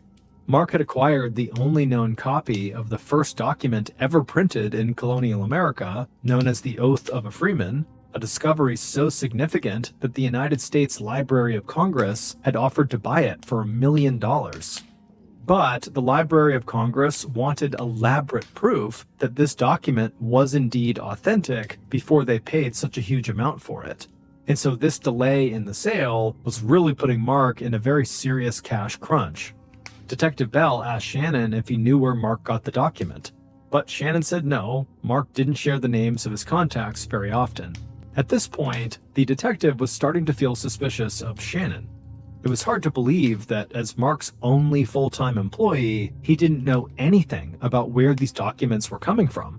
Plus, Detective Bell didn't understand why Mark would have needed a loan to buy artifacts. He knew Mark had made hundreds of thousands of dollars selling antiques, so Detective Bell outright asked Shannon if he knew where all of his money had gone. Shannon suddenly looked down at the table and sort of mumbled that Mark lived far beyond his means. He traveled all the time, lived in a huge house, and drove an expensive sports car.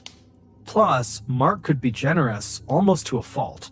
Shannon said that one time Mark had given him money to buy a submachine gun for his firearm collection, and then he also helped pay to convert that submachine gun into a fully automatic gun. When Detective Bell heard this, he tried to keep his expression neutral, but he was shocked. Shannon had just confessed to turning a gun into a fully automatic weapon, which was illegal.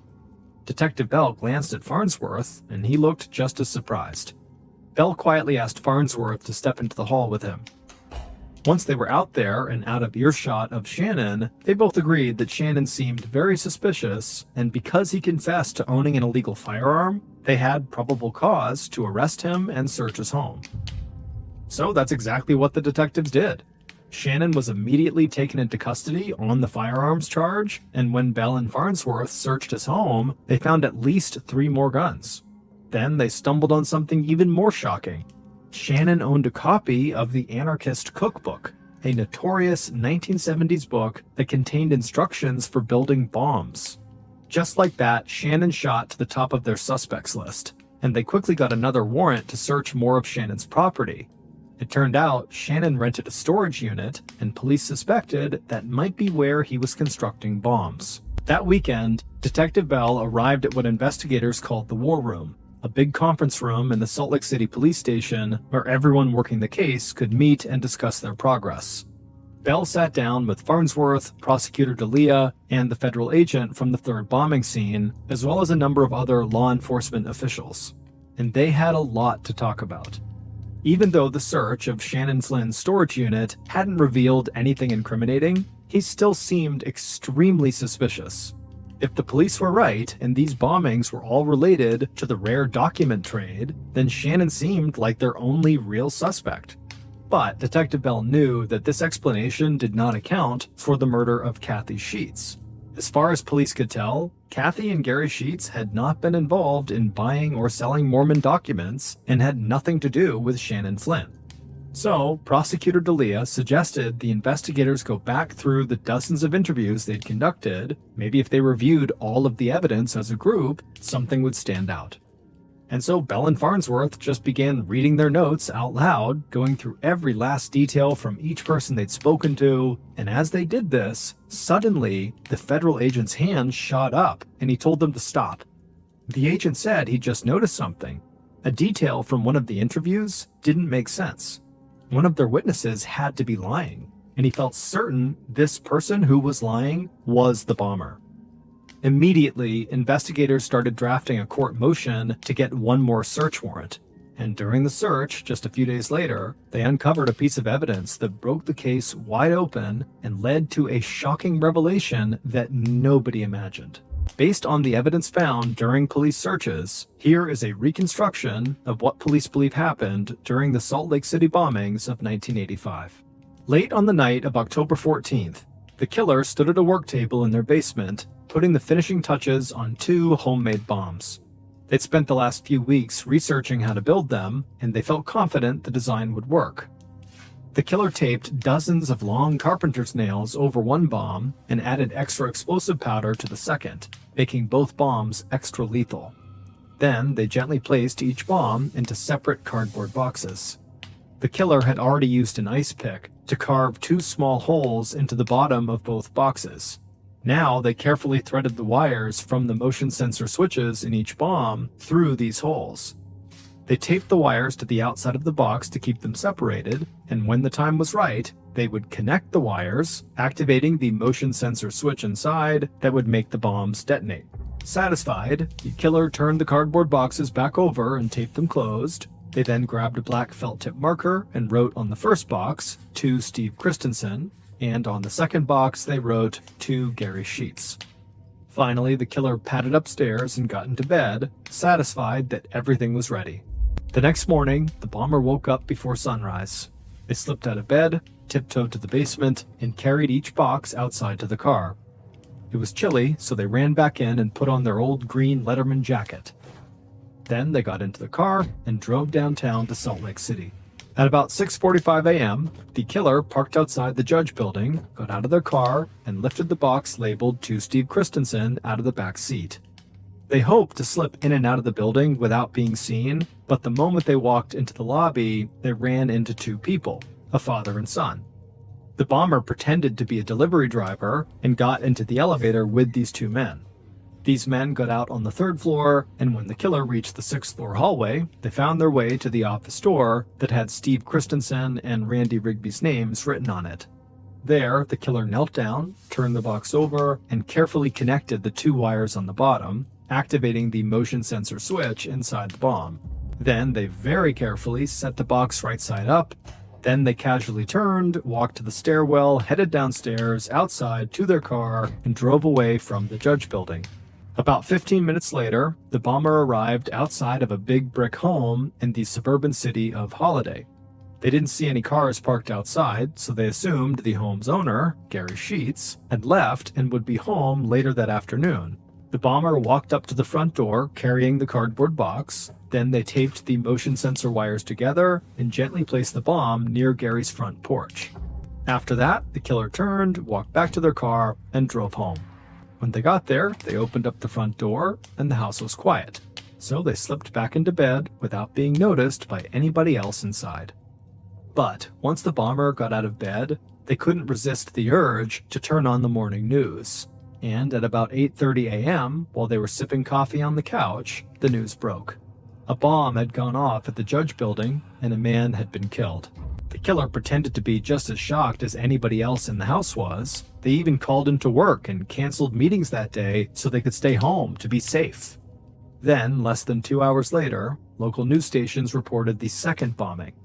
But as the killer watched the coverage of this second bombing, they realized their plan had not gone as smoothly as they'd thought. They'd meant to kill Gary Sheets, but the news report said the second victim was a woman.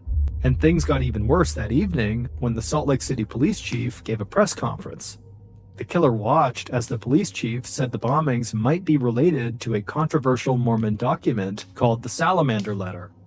The killer's stomach sank. They couldn't believe the police had zeroed in on the real reason for the bombings so quickly. They had to find some way to get investigators off the trail, and the only way they could think to do that was to create even more chaos.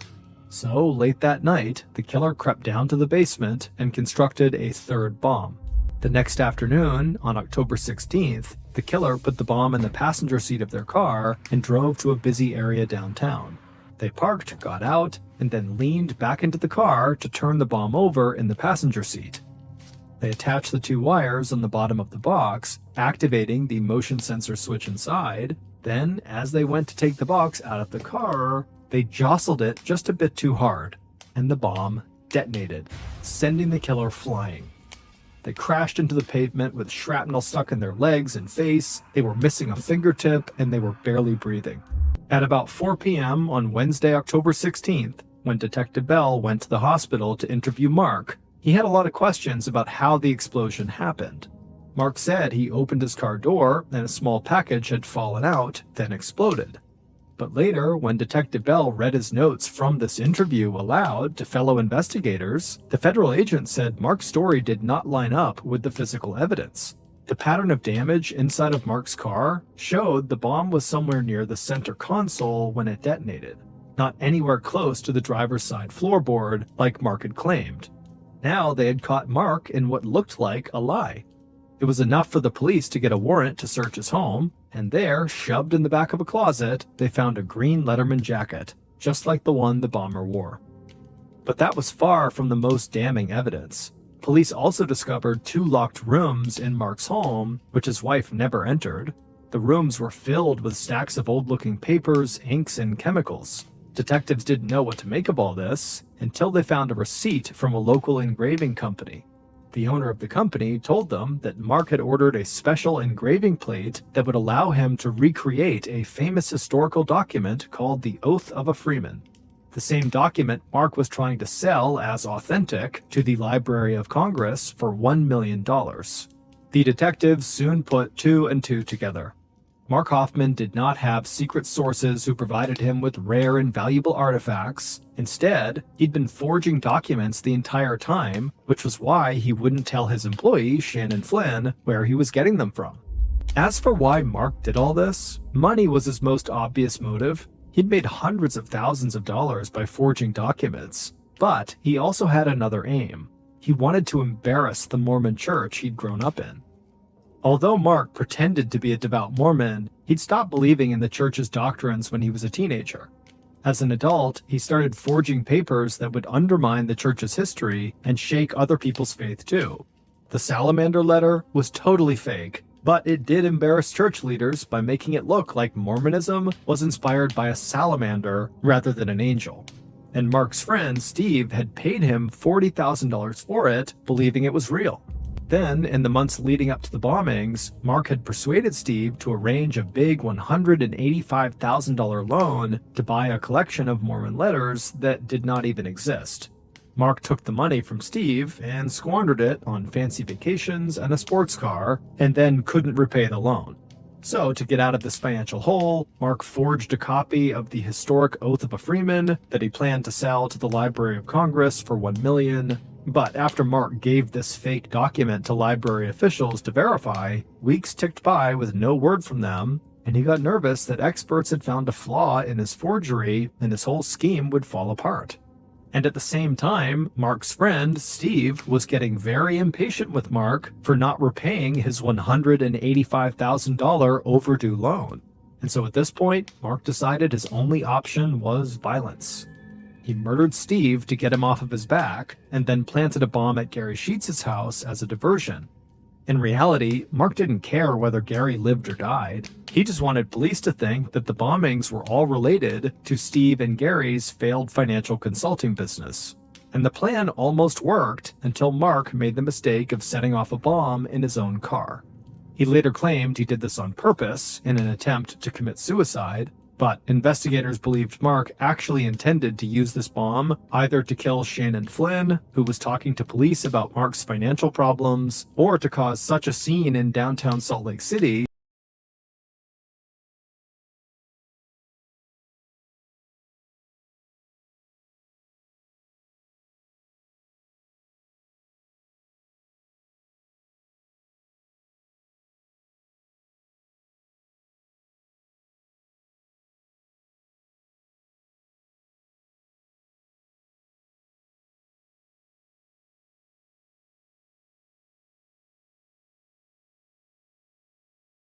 ironically losing control of the hand he'd once used to commit his many forgeries.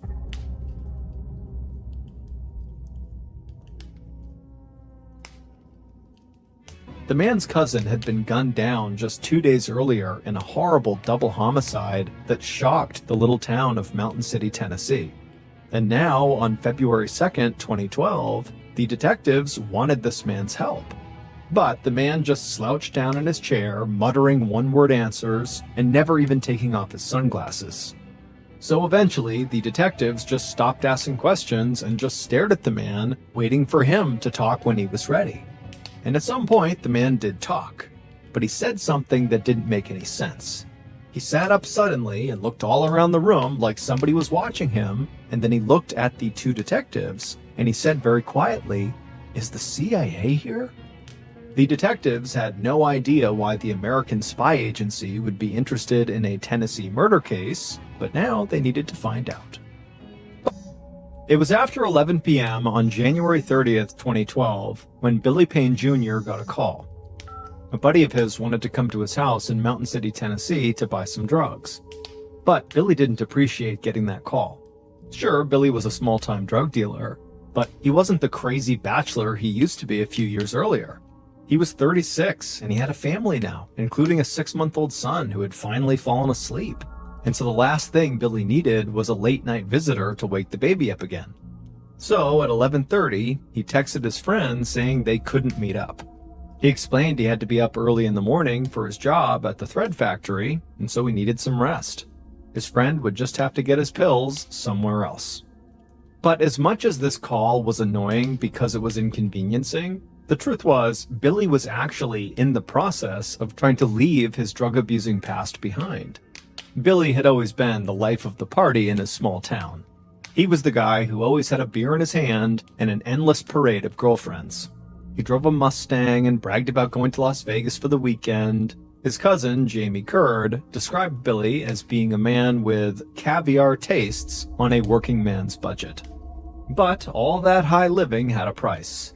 Billy had developed a nasty addiction to opioid painkillers, an addiction that he supported in part by selling opioids himself. Billy knew he'd made his share of mistakes in his life, including the fact that he had a young son in Florida that he never saw, but his opioid addiction was the worst.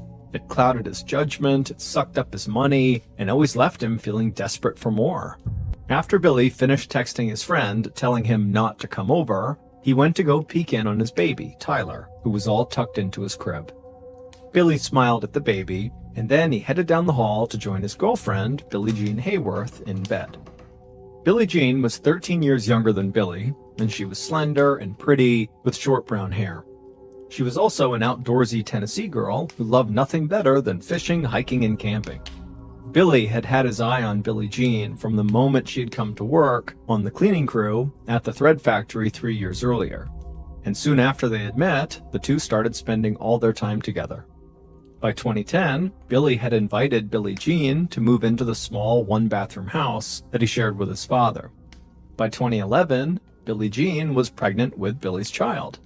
That same year, Billy had begun going religiously to an opioid treatment center and taking a prescription drug to control his cravings. And while the new year was still only a few weeks old, Billy still had a feeling that this year, 2012, would be the year he could finally start calling himself a former opioid addict. Billy felt grateful as he looked down at his sleeping girlfriend, but he didn't look for long. He was really tired, and as soon as he laid down and his head hit the pillow, he fell asleep. But parents of infants rarely get to sleep for very long, and just after 5 a.m., baby Tyler started wailing from his crib.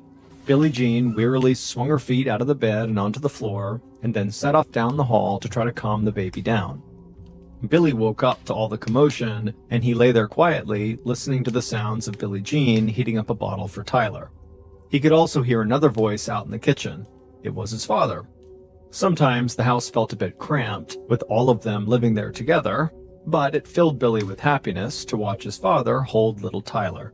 After a few minutes, Billy heard Billie Jean changing the baby's diaper, and he heard his father saying goodbye and leaving for work. Then Billy felt Billie Jean slide back into bed next to him, and then he began to nod off again, even though he knew the alarm would soon wake him up. And it was at this point that Billy heard the sound of the sliding glass side door open. Just for a moment, he thought maybe his father must have forgotten something and come back. But then a shadowy figure suddenly loomed in the bedroom doorway, standing there completely silent and still. And even in the darkness, he could tell this was not his father. Billy suddenly was terrified, and he managed to blurt out, "What the hell?" And then everything went black. Less than an hour later, at 6:25 a.m., a friend of Billy's pulled into Billy's driveway, just like he always did on weekdays. He worked at the thread factory with Billy, and they usually carpooled. From outside, the friend could see that Billy and Billie Jean's bedroom light was on, but the friend didn't want to burst in, so he sent Billy a text, asking if he was going to work today. When Billy didn't respond, his friend went around the side of the house and then went into the house through the sliding glass door that Billy and Billie Jean always left unlocked. He called out for Billy, but got no answer. So he used the family's landline phone in the living room to call Billy's cell phone twice. But each time, no one picked up. But just then, the friend wondered if maybe the reason Billy and Billie Jean were not responding to him was because they were sharing a private, intimate moment in their bedroom, and basically the friend had walked in on them. And so out of respect, the friend just stopped what he was doing, left the house, and figured, Billy would be in touch at some point. Almost 4 hours later, another family friend, whose name was Roy Stevens, came to Billy and Billie Jean's house to pick up some mail that Billy and Billie Jean were holding for him. And just like the friend from earlier, Roy also ended up going into their house through the unlocked glass sliding door and began calling out for Billie Jean and Billy. And when no one responded, Roy walked down the hall to the couple's bedroom and went inside. And what he saw gave him the shock of his life. Billy was lying on his back on the bed, not moving and covered in blood. Roy ran to Billy and shook his arm, but it was useless. Billy was totally lifeless.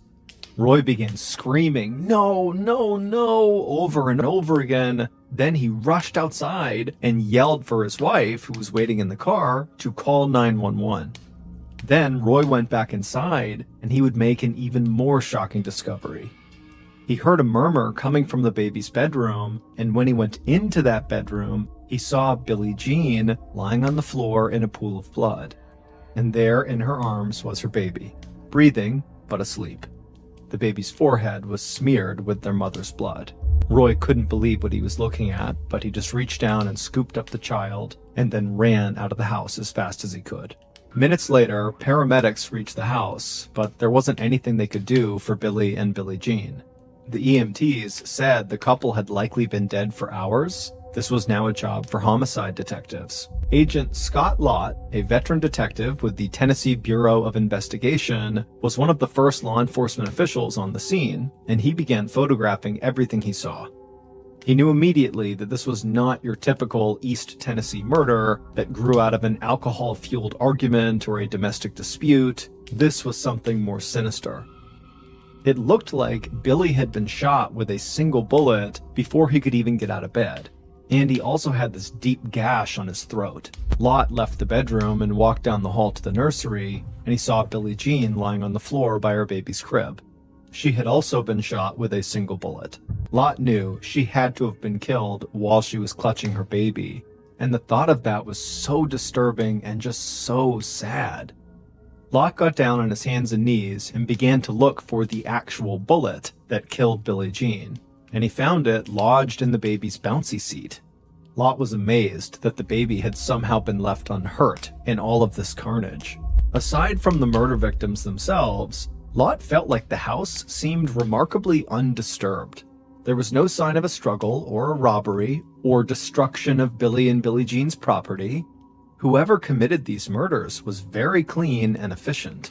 After Lott's initial search of the house, he walked outside and waited for Billy's father to come home. Billy's father choked back sobs when he came roaring up to the house in his truck. He had gotten a call from a sheriff's deputy telling him what had happened at his house. He stepped out of the truck, and Detective Lott went over to meet him. Billy's father told Lott that everything had seemed perfectly normal when he left that morning. Billie Jean had been feeding the baby in the pre-dawn darkness, and he was getting ready for work. And now, just a few hours later, his whole property was marked off with yellow police tape, and his son and his dad. The old man just couldn't make any sense of it. But as Lott listened to Billy's distraught father, it dawned on him that the killer or killers must have planned the attack in great detail. Billy's dad said he left for work at 5:30 a.m., and Billy needed to go to work an hour later. That left only 1 hour when Billy and Billie Jean would have been home alone with the baby. Lott thought the chances were good that the killer or killers had been waiting in the dark outside the house for their opportunity to attack this young couple, and the thought of that just made Lott's skin crawl. By 2 p.m., the detectives were ready to release the bodies to the morgue for autopsy, and Lott was eager to start talking to people who knew the victims. His investigators had combed every square inch of the house and learned almost nothing from it. Lot didn't know whether he was dealing with a drug cartel hit or a serial killer or something else entirely.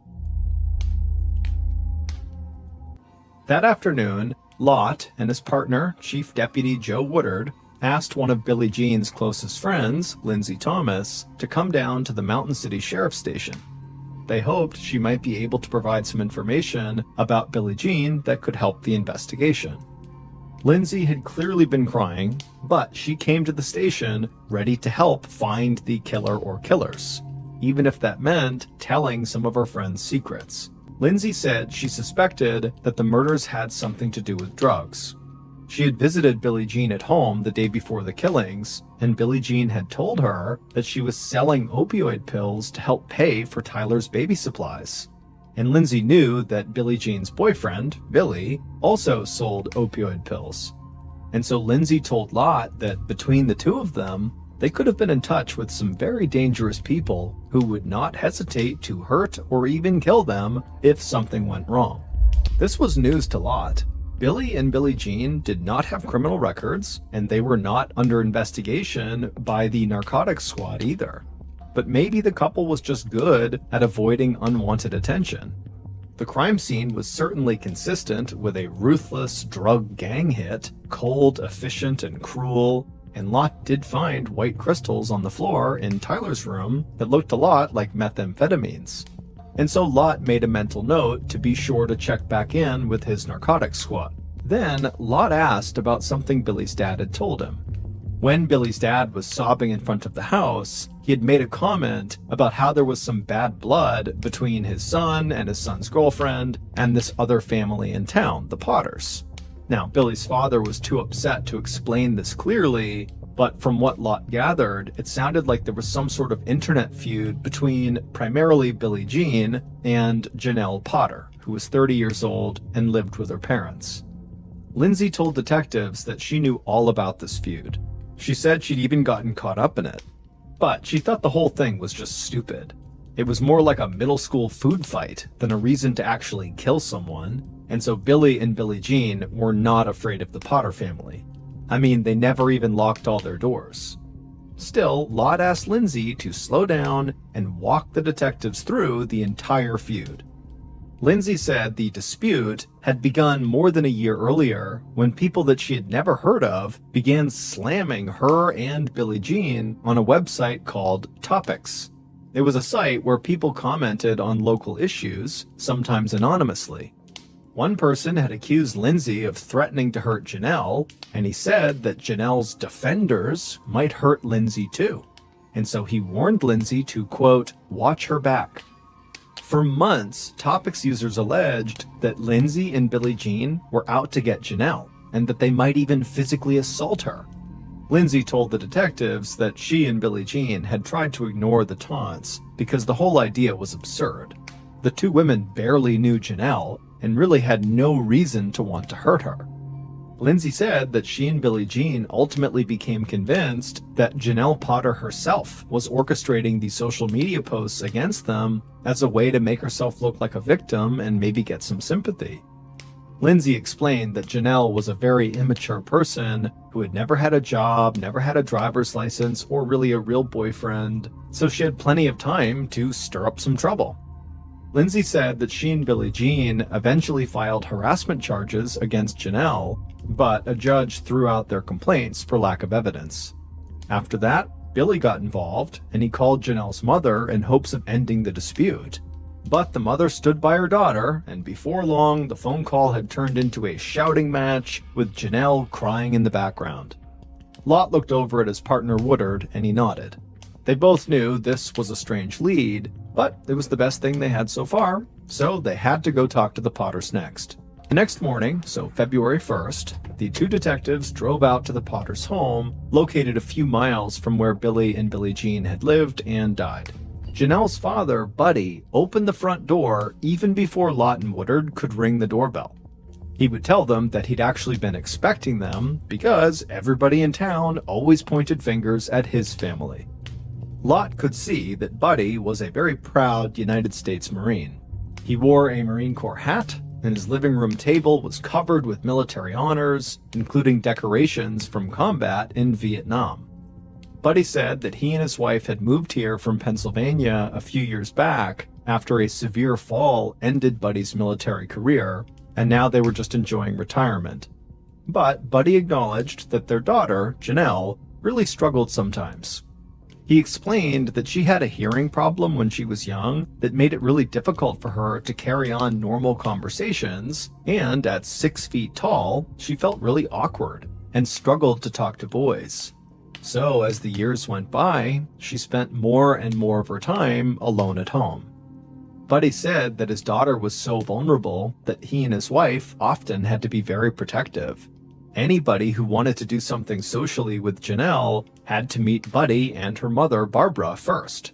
And Buddy said they worried constantly that Janelle was being bullied. That's when Barbara chimed in. She said the feud between their family and Billie Jean and her friends was a perfect example of the way Janelle was bullied. Barbara said that, Billie Jean and Lindsay would pick on Janelle so regularly that she and Buddy sometimes worried that their daughter might end up hurting herself. Janelle sat quietly as her parents talked about her to the detectives. But eventually Janelle would speak up, and she would say that she didn't understand why Billie Jean and Lindsay were targeting her. She said she never posted insults about Billie Jean or anybody else online, but some of the people who came to Janelle's defense online fiercely criticized Billie Jean and Lindsay. Janelle said she believed that Billie Jean and Billy and Lindsay were trying to make her feel completely alone. She said that Billy had also attacked her closest supporters, falsely accusing her friend, Jamie Curd, of selling drugs. Lott's eyes widened at the mention of Jamie Curd. He'd heard that name when interviewing people who were close to Billy. And so he stopped Janelle and he asked, "Isn't that Billy's cousin?" And Janelle nodded and said, "Yes." Lott acted surprised. Lott told Janelle he understood that Jamie and Billy were not only relatives, but also close friends. So why would Billy attack Jamie? Janelle explained that Jamie actually was no longer friends with his cousin Billy anymore because he had learned how badly Billy and Billie Jean and Lindsay were mistreating Janelle. The two detectives wrapped up the interview and thanked the Potters for their time. Then they got up and walked outside and made their way over to their car, all the while puzzling over the strange story they'd just heard. Also, Janelle's way of talking just seemed very immature to them. And not just because of her high-pitched, childlike voice, but also because she portrayed everything in terms of petty rivalries that really did seem like something from middle school. But the online harassment that Janelle and her parents described sounded very serious to Lott. And if Janelle really did look at the world like a middle school kid, she would be an easy target. So Lott could see why the Potter family was on edge at the mention of Billy and Billie Jean. Lott and Woodard agreed they needed to speak with Billy's cousin, Jamie, as soon as possible. Clearly, he had a ringside seat for the family feud, and so maybe he could give the detectives some sense of how deep the anger ran on both sides. Later that day, narcotics officers listened politely as Agent Lott described the evidence that Billy and Billie Jean were selling drugs out of their home, potentially putting their lives at risk. But the narcotics officers were not impressed. They said at most, Billy and Billie Jean were small-time dealers who were selling just to their inner circle. The narcotics officers went on to say that typically they investigated people who sold hundreds of times more product than Billy and Billie Jean. If anyone was going to get killed over a drug deal gone bad, it would likely be major dealers, not just some random young couple with a little bag of pills. Nothing the narcotics officers said surprised Lott. But the dead end left him with only one real lead in the case. Now he was even more interested in his upcoming conversation with Jamie Curd. By the time Jamie walked into the sheriff's office on Thursday, February 2nd, so 2 days after the murder, the detectives had thoroughly scrubbed his background. They talked to friends of the victims, as well as Jamie's own sister, about Jamie's relationship with Billy and Janelle. People said that Billy was probably the best friend Jamie had ever had. The two men had worked together on the same exact machine at the thread factory, and then they often went out and partied together after the shift was over. And when Jamie's dog died a few years ago, Billy had even come over with beer to commiserate and to comfort his cousin. And when Jamie couldn't find a girlfriend, Billy had introduced him to Janelle Potter, who had just as much trouble getting a date as Jamie did. And Jamie and Janelle hit it off and began spending time together, but they had one problem. Janelle's parents did not like Jamie. At one point, they even banned him from coming inside their house. And so that was when Jamie began offering to come over and repair the Potter family's computers, because it was literally the only way he could think of that he could still see Janelle. But Jamie's relationship with Janelle ultimately drove a wedge between Jamie and his cousin Billy as the online feud spread to Facebook and other social media, and then to the courts. In the end, Jamie had to choose between his girl and his best friend, and he picked his girl, and the two men stopped speaking to each other. Now the detectives wondered how far Jamie would go to defend Janelle. The moment Jamie entered the police interview room, with a baseball hat pulled down low over his sleepy eyes, Lott had the sense of a man who was a follower, not a leader. Jamie himself was quick to make it clear that he was a country boy who had never strayed too far from eastern Tennessee. He said he didn't really use computers much himself, even though he was enough of a handyman to repair them, but he knew that Billy and Billie Jean were posting threats against Janelle on Facebook and other websites. And Jamie just couldn't understand why Billy would do that, or why Billy denied that it was true. Jamie said he saw firsthand the damage that Billy and Billie Jean's threats were doing to Janelle. Jamie said he had seen Janelle suffer these paralyzing panic attacks over some of the things that Billy and Billie Jean were saying about her. And Jamie said at some point he just couldn't take it. He just could not bear to watch his girl get hurt. Detective Lott said he could only imagine how hard it would be to watch your girlfriend be bullied. Jamie tried to interrupt, claiming that Janelle was not his girlfriend, but Lott ignored him. He said it must have been hard for Jamie to keep from hurting the people who were hurting Janelle. Then Lott leaned forward and looked right at Jamie, and he asked him a very surprising and blunt question. Would you shoot a woman with a baby in her arms? Startled, Jamie just sat there for a moment before he answered with one word: no. And Jamie instantly offered to take a lie detector test to prove he really had nothing to do with these murders. And after that, he went silent. And so the detectives just sat there in silence and stared at Jamie, hoping he would eventually chime in with useful information. And for a while, all Jamie did was just sit slouched in his chair, but then suddenly Jamie sat up and he began wildly looking all around the interview room as though he was looking for someone who was watching them. Then he looked right at the detectives, and his eyes were wide and his voice got really quiet, and he asked them, "Is the CIA here?" Lott and his partner were dumbfounded, but also intrigued. Why would the Central Intelligence Agency, the country's international spy agency, have anything to do with a double murder in rural Tennessee?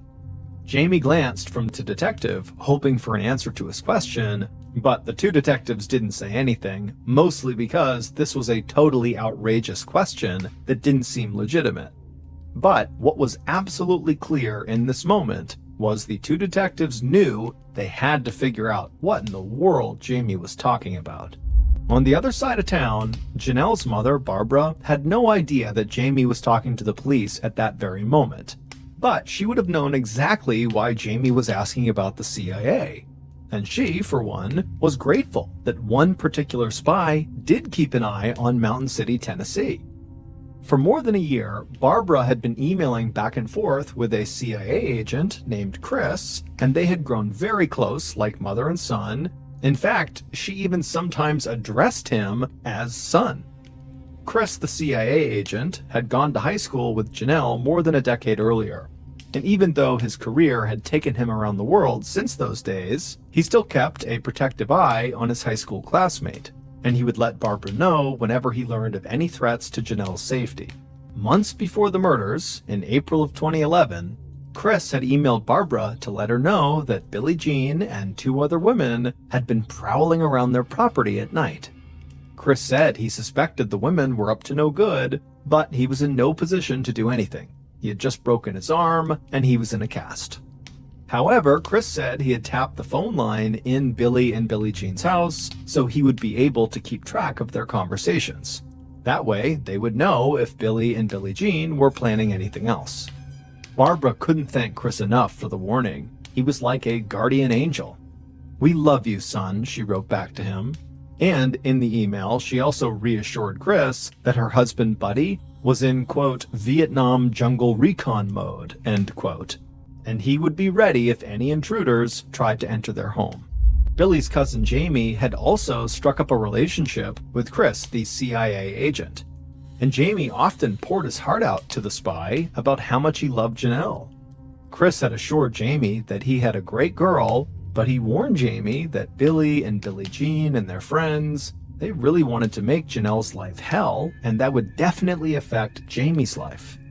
So when Jamie returned to the police station to take his lie detector test that he requested on February 6, 2012, so almost a week after the murders, he hoped that Chris, the CIA agent, might be looking out for him. But things didn't go so well for Jamie. The lie detector analyst concluded that Jamie was being deceptive when he claimed he didn't know anything about the murders of Billy and Billie Jean. And so this meant it was very likely that Jamie was hiding something. And this was exactly what Agent Lott was hoping for. Now he'd be able to really up the pressure on Jamie and basically force him to either spill his guts or risk facing first-degree murder charges. And so Agent Lott walked into the interview room where Jamie was once again waiting, and Lott felt ready to break this man down. For the next 2 hours, Lott, along with another detective, threw one question after another at Jamie. What was he hiding? Why was he lying? Was anyone else involved in the murders? And Jamie just sat there mumbling, I don't know, or just grumbling without even answering at all. Finally, the detectives actually started taking pity on Jamie, saying they knew he was not the mastermind. He was probably just following someone else's instructions. Lott said that maybe Jamie didn't shoot anyone, but he needed to tell them who did. But Jamie just continued to mumble and stammer his way, and so Lott was getting really frustrated. So he just left the room and typed up a written statement, a confession for Jamie to sign, that admitted he played a role in the murders. And so Lott came back in the room with the statement, and he slid the confession with a pen across the table to Jamie, and Jamie just stared at it for a long time, doing nothing. But eventually, Jamie picked up the pen and he signed his name down at the bottom. After the interrogation ended, Jamie looked completely defeated, and so he very quickly just agreed to let the detectives come out to the parking lot and search his car. And in his car, scrawled on a scrap of paper on the front passenger seat, the detectives found email addresses for not only Jamie, but also for Barbara and Janelle. This was like a goldmine to Lott. Now that Jamie had confessed to a backup role in the murders, the detectives could get a search warrant to see all the messages written to and from these email addresses in the months leading up to the murders. If there was a larger plot to murder Billy and Billie Jean, then the detectives would soon know about it. A few days later, the email company sent the detectives an electronic file containing thousands of emails sent or received by Jamie, Barbara, and Janelle over the previous year. And so suddenly, the detectives had a window into why the Potter family lived in such fear. The detectives quickly started seeing correspondence from a CIA agent named Chris Chodden, who was warning with increasing urgency that Billy, Billie Jean, and their friends were harassing and threatening Janelle. The emails were chatty and personal, sometimes weaving in stories from Chris's CIA work or references to his 3 Great Danes, but frequently coming back to his concerns that these bullies might follow through on their threats to hurt Janelle. Lott couldn't believe that a CIA agent would use his official position to get involved in a family feud in rural Tennessee. The email showed that for months in 2011, Chris had tried to get a CIA ID card for Janelle's father, Buddy, so that Buddy could acquire military-grade weapons that are normally off-limits to civilians. And so the whole thing just seemed extremely unprofessional to the detectives. So Lot and another detective decided to track down Chris and just ask him what was going on.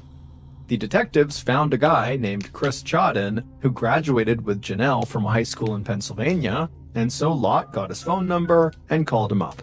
Chris seemed surprised to be getting a call from police in Tennessee, but he agreed to talk. And the next day, Lot and the other detective drove up from Mountain City to Delaware to meet with Chris for coffee at his house. After the detectives and Chris had taken a seat at the kitchen table, they talked for a few minutes, just kind of general niceties, and then Lot just pushed a stack of papers across the table to Chris and told him they were copies of emails that he had written to his old high school classmate, Janelle Potter.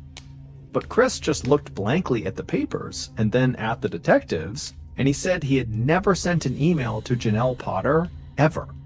He knew her in high school, but they were never really friends and did not stay in touch after graduation.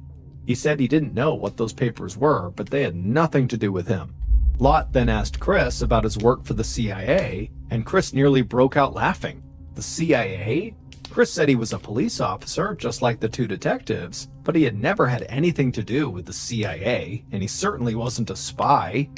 Lot asked Chris if he had broken his arm recently, and Chris said he had never broken it. Lot and the other detective believed Chris. He was nothing like the brash CIA agent in the emails, and he seemed genuinely surprised to be asked questions about a woman he barely knew.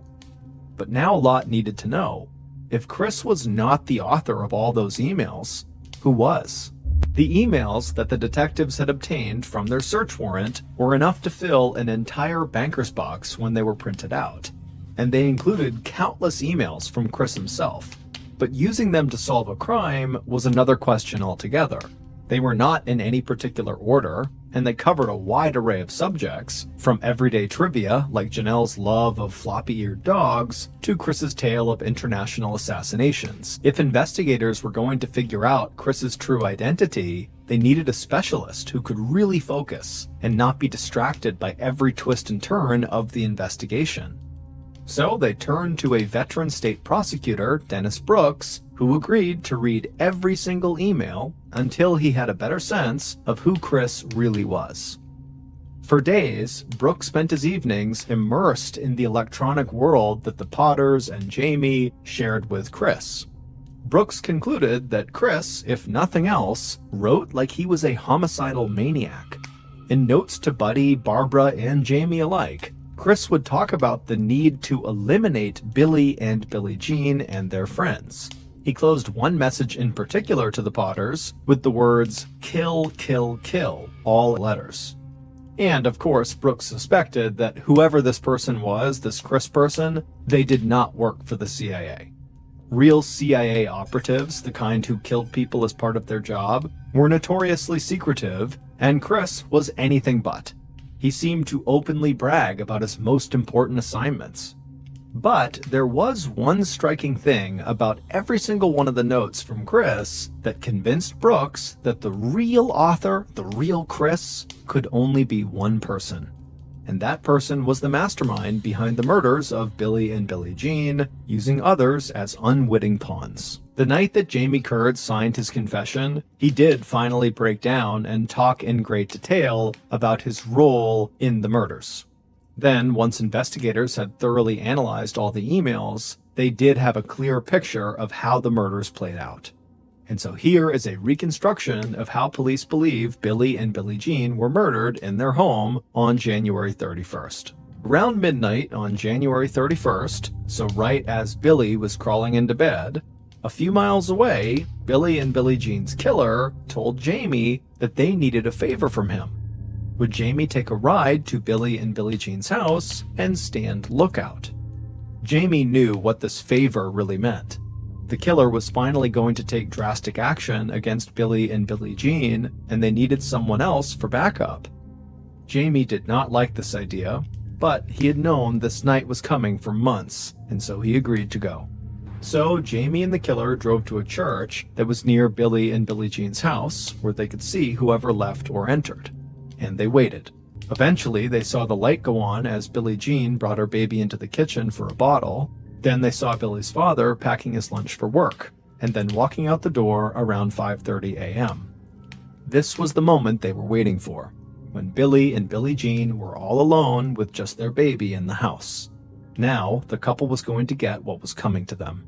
Jamie and the killer put on gloves, and then the killer gave Jamie a handgun so they'd both be armed. Then the killer and Jamie got out of the car, they made their way over to Billy and Billie Jean's house, and the killer slid open the unlocked glass doors on the side of the house, and then they walked inside and headed straight for Billy and Billie Jean's bedroom. Once the killer reached the bedroom, they stood in the doorway to gather their courage for a moment, and then they entered the room. And as soon as they did, Billy woke up and he yelled out, "What the hell?" But the killer was on top of Billy before he could do anything. And the killer put their gun just inches from Billy's face and fired.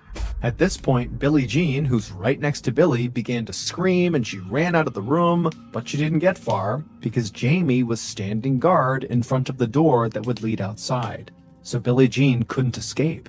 Instead, she ran down the hallway to her baby's room and pulled him out of the crib and held him close to her body. And then the killer just stepped into the room, rushed at Billie Jean, they raised their gun and shot her point blank in the side of the head. Billie Jean crumpled onto the floor, still clutching her baby.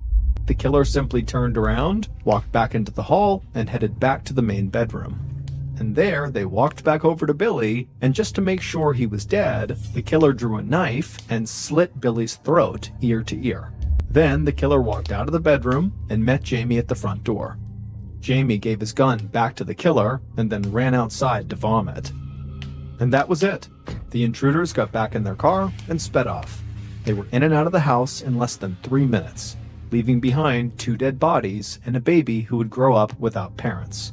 But the killer was satisfied with what they had done.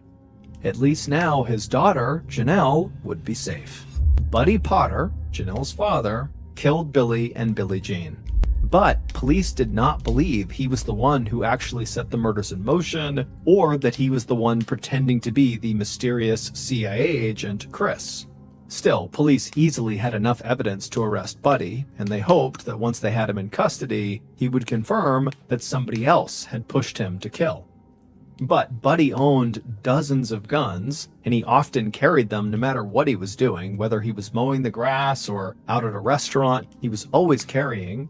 So when Agent Lott and Chief Deputy Woodard drove out to the Potter house early on a mid-February morning to arrest Buddy, they called ahead to let Buddy know they were just coming by with some follow-up questions. The last thing the 2 detectives wanted was to surprise Buddy and accidentally trigger an armed standoff.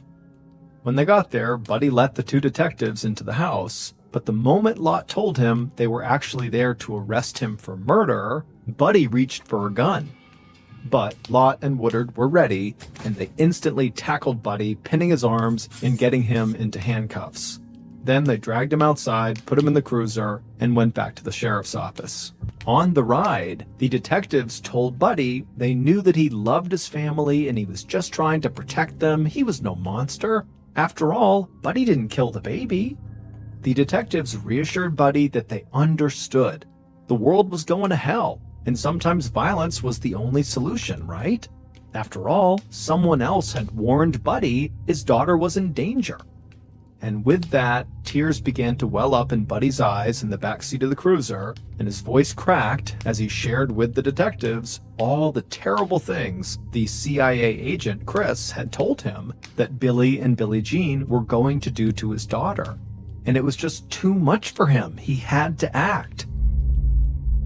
Now, while Buddy clearly missed all the red flags in the emails coming from the CIA agent Chris that clearly indicated he was not who he said he was, the state prosecutor, Dennis Brooks, who reviewed all those emails, he caught the red flags, and it was one particular red flag, a chronic error that popped up in many of the emails that ultimately led Brooks to discover the fake CIA agent's true identity.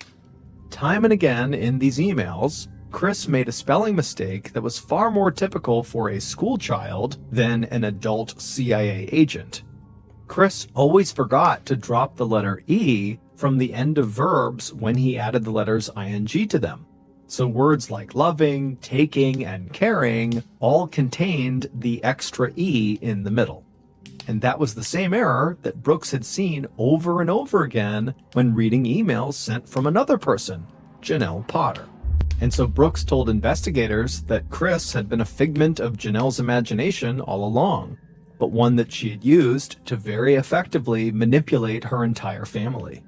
Janelle had basically catfished her own family into believing that she was in mortal danger, and ultimately, that caused her father to go out and kill Billy and Billie Jean. A year and a half later, Buddy Potter, Janelle's father, was found guilty of killing Billy and Billie Jean and was sentenced to 2 consecutive life sentences. As for Jamie Curd, the star prosecution witness, he agreed to a plea deal that required him to serve 25 years in prison.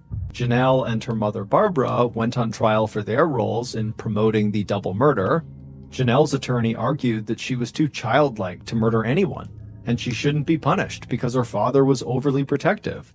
But the jury was not buying it, and ultimately she and her mother were both sentenced to life in prison.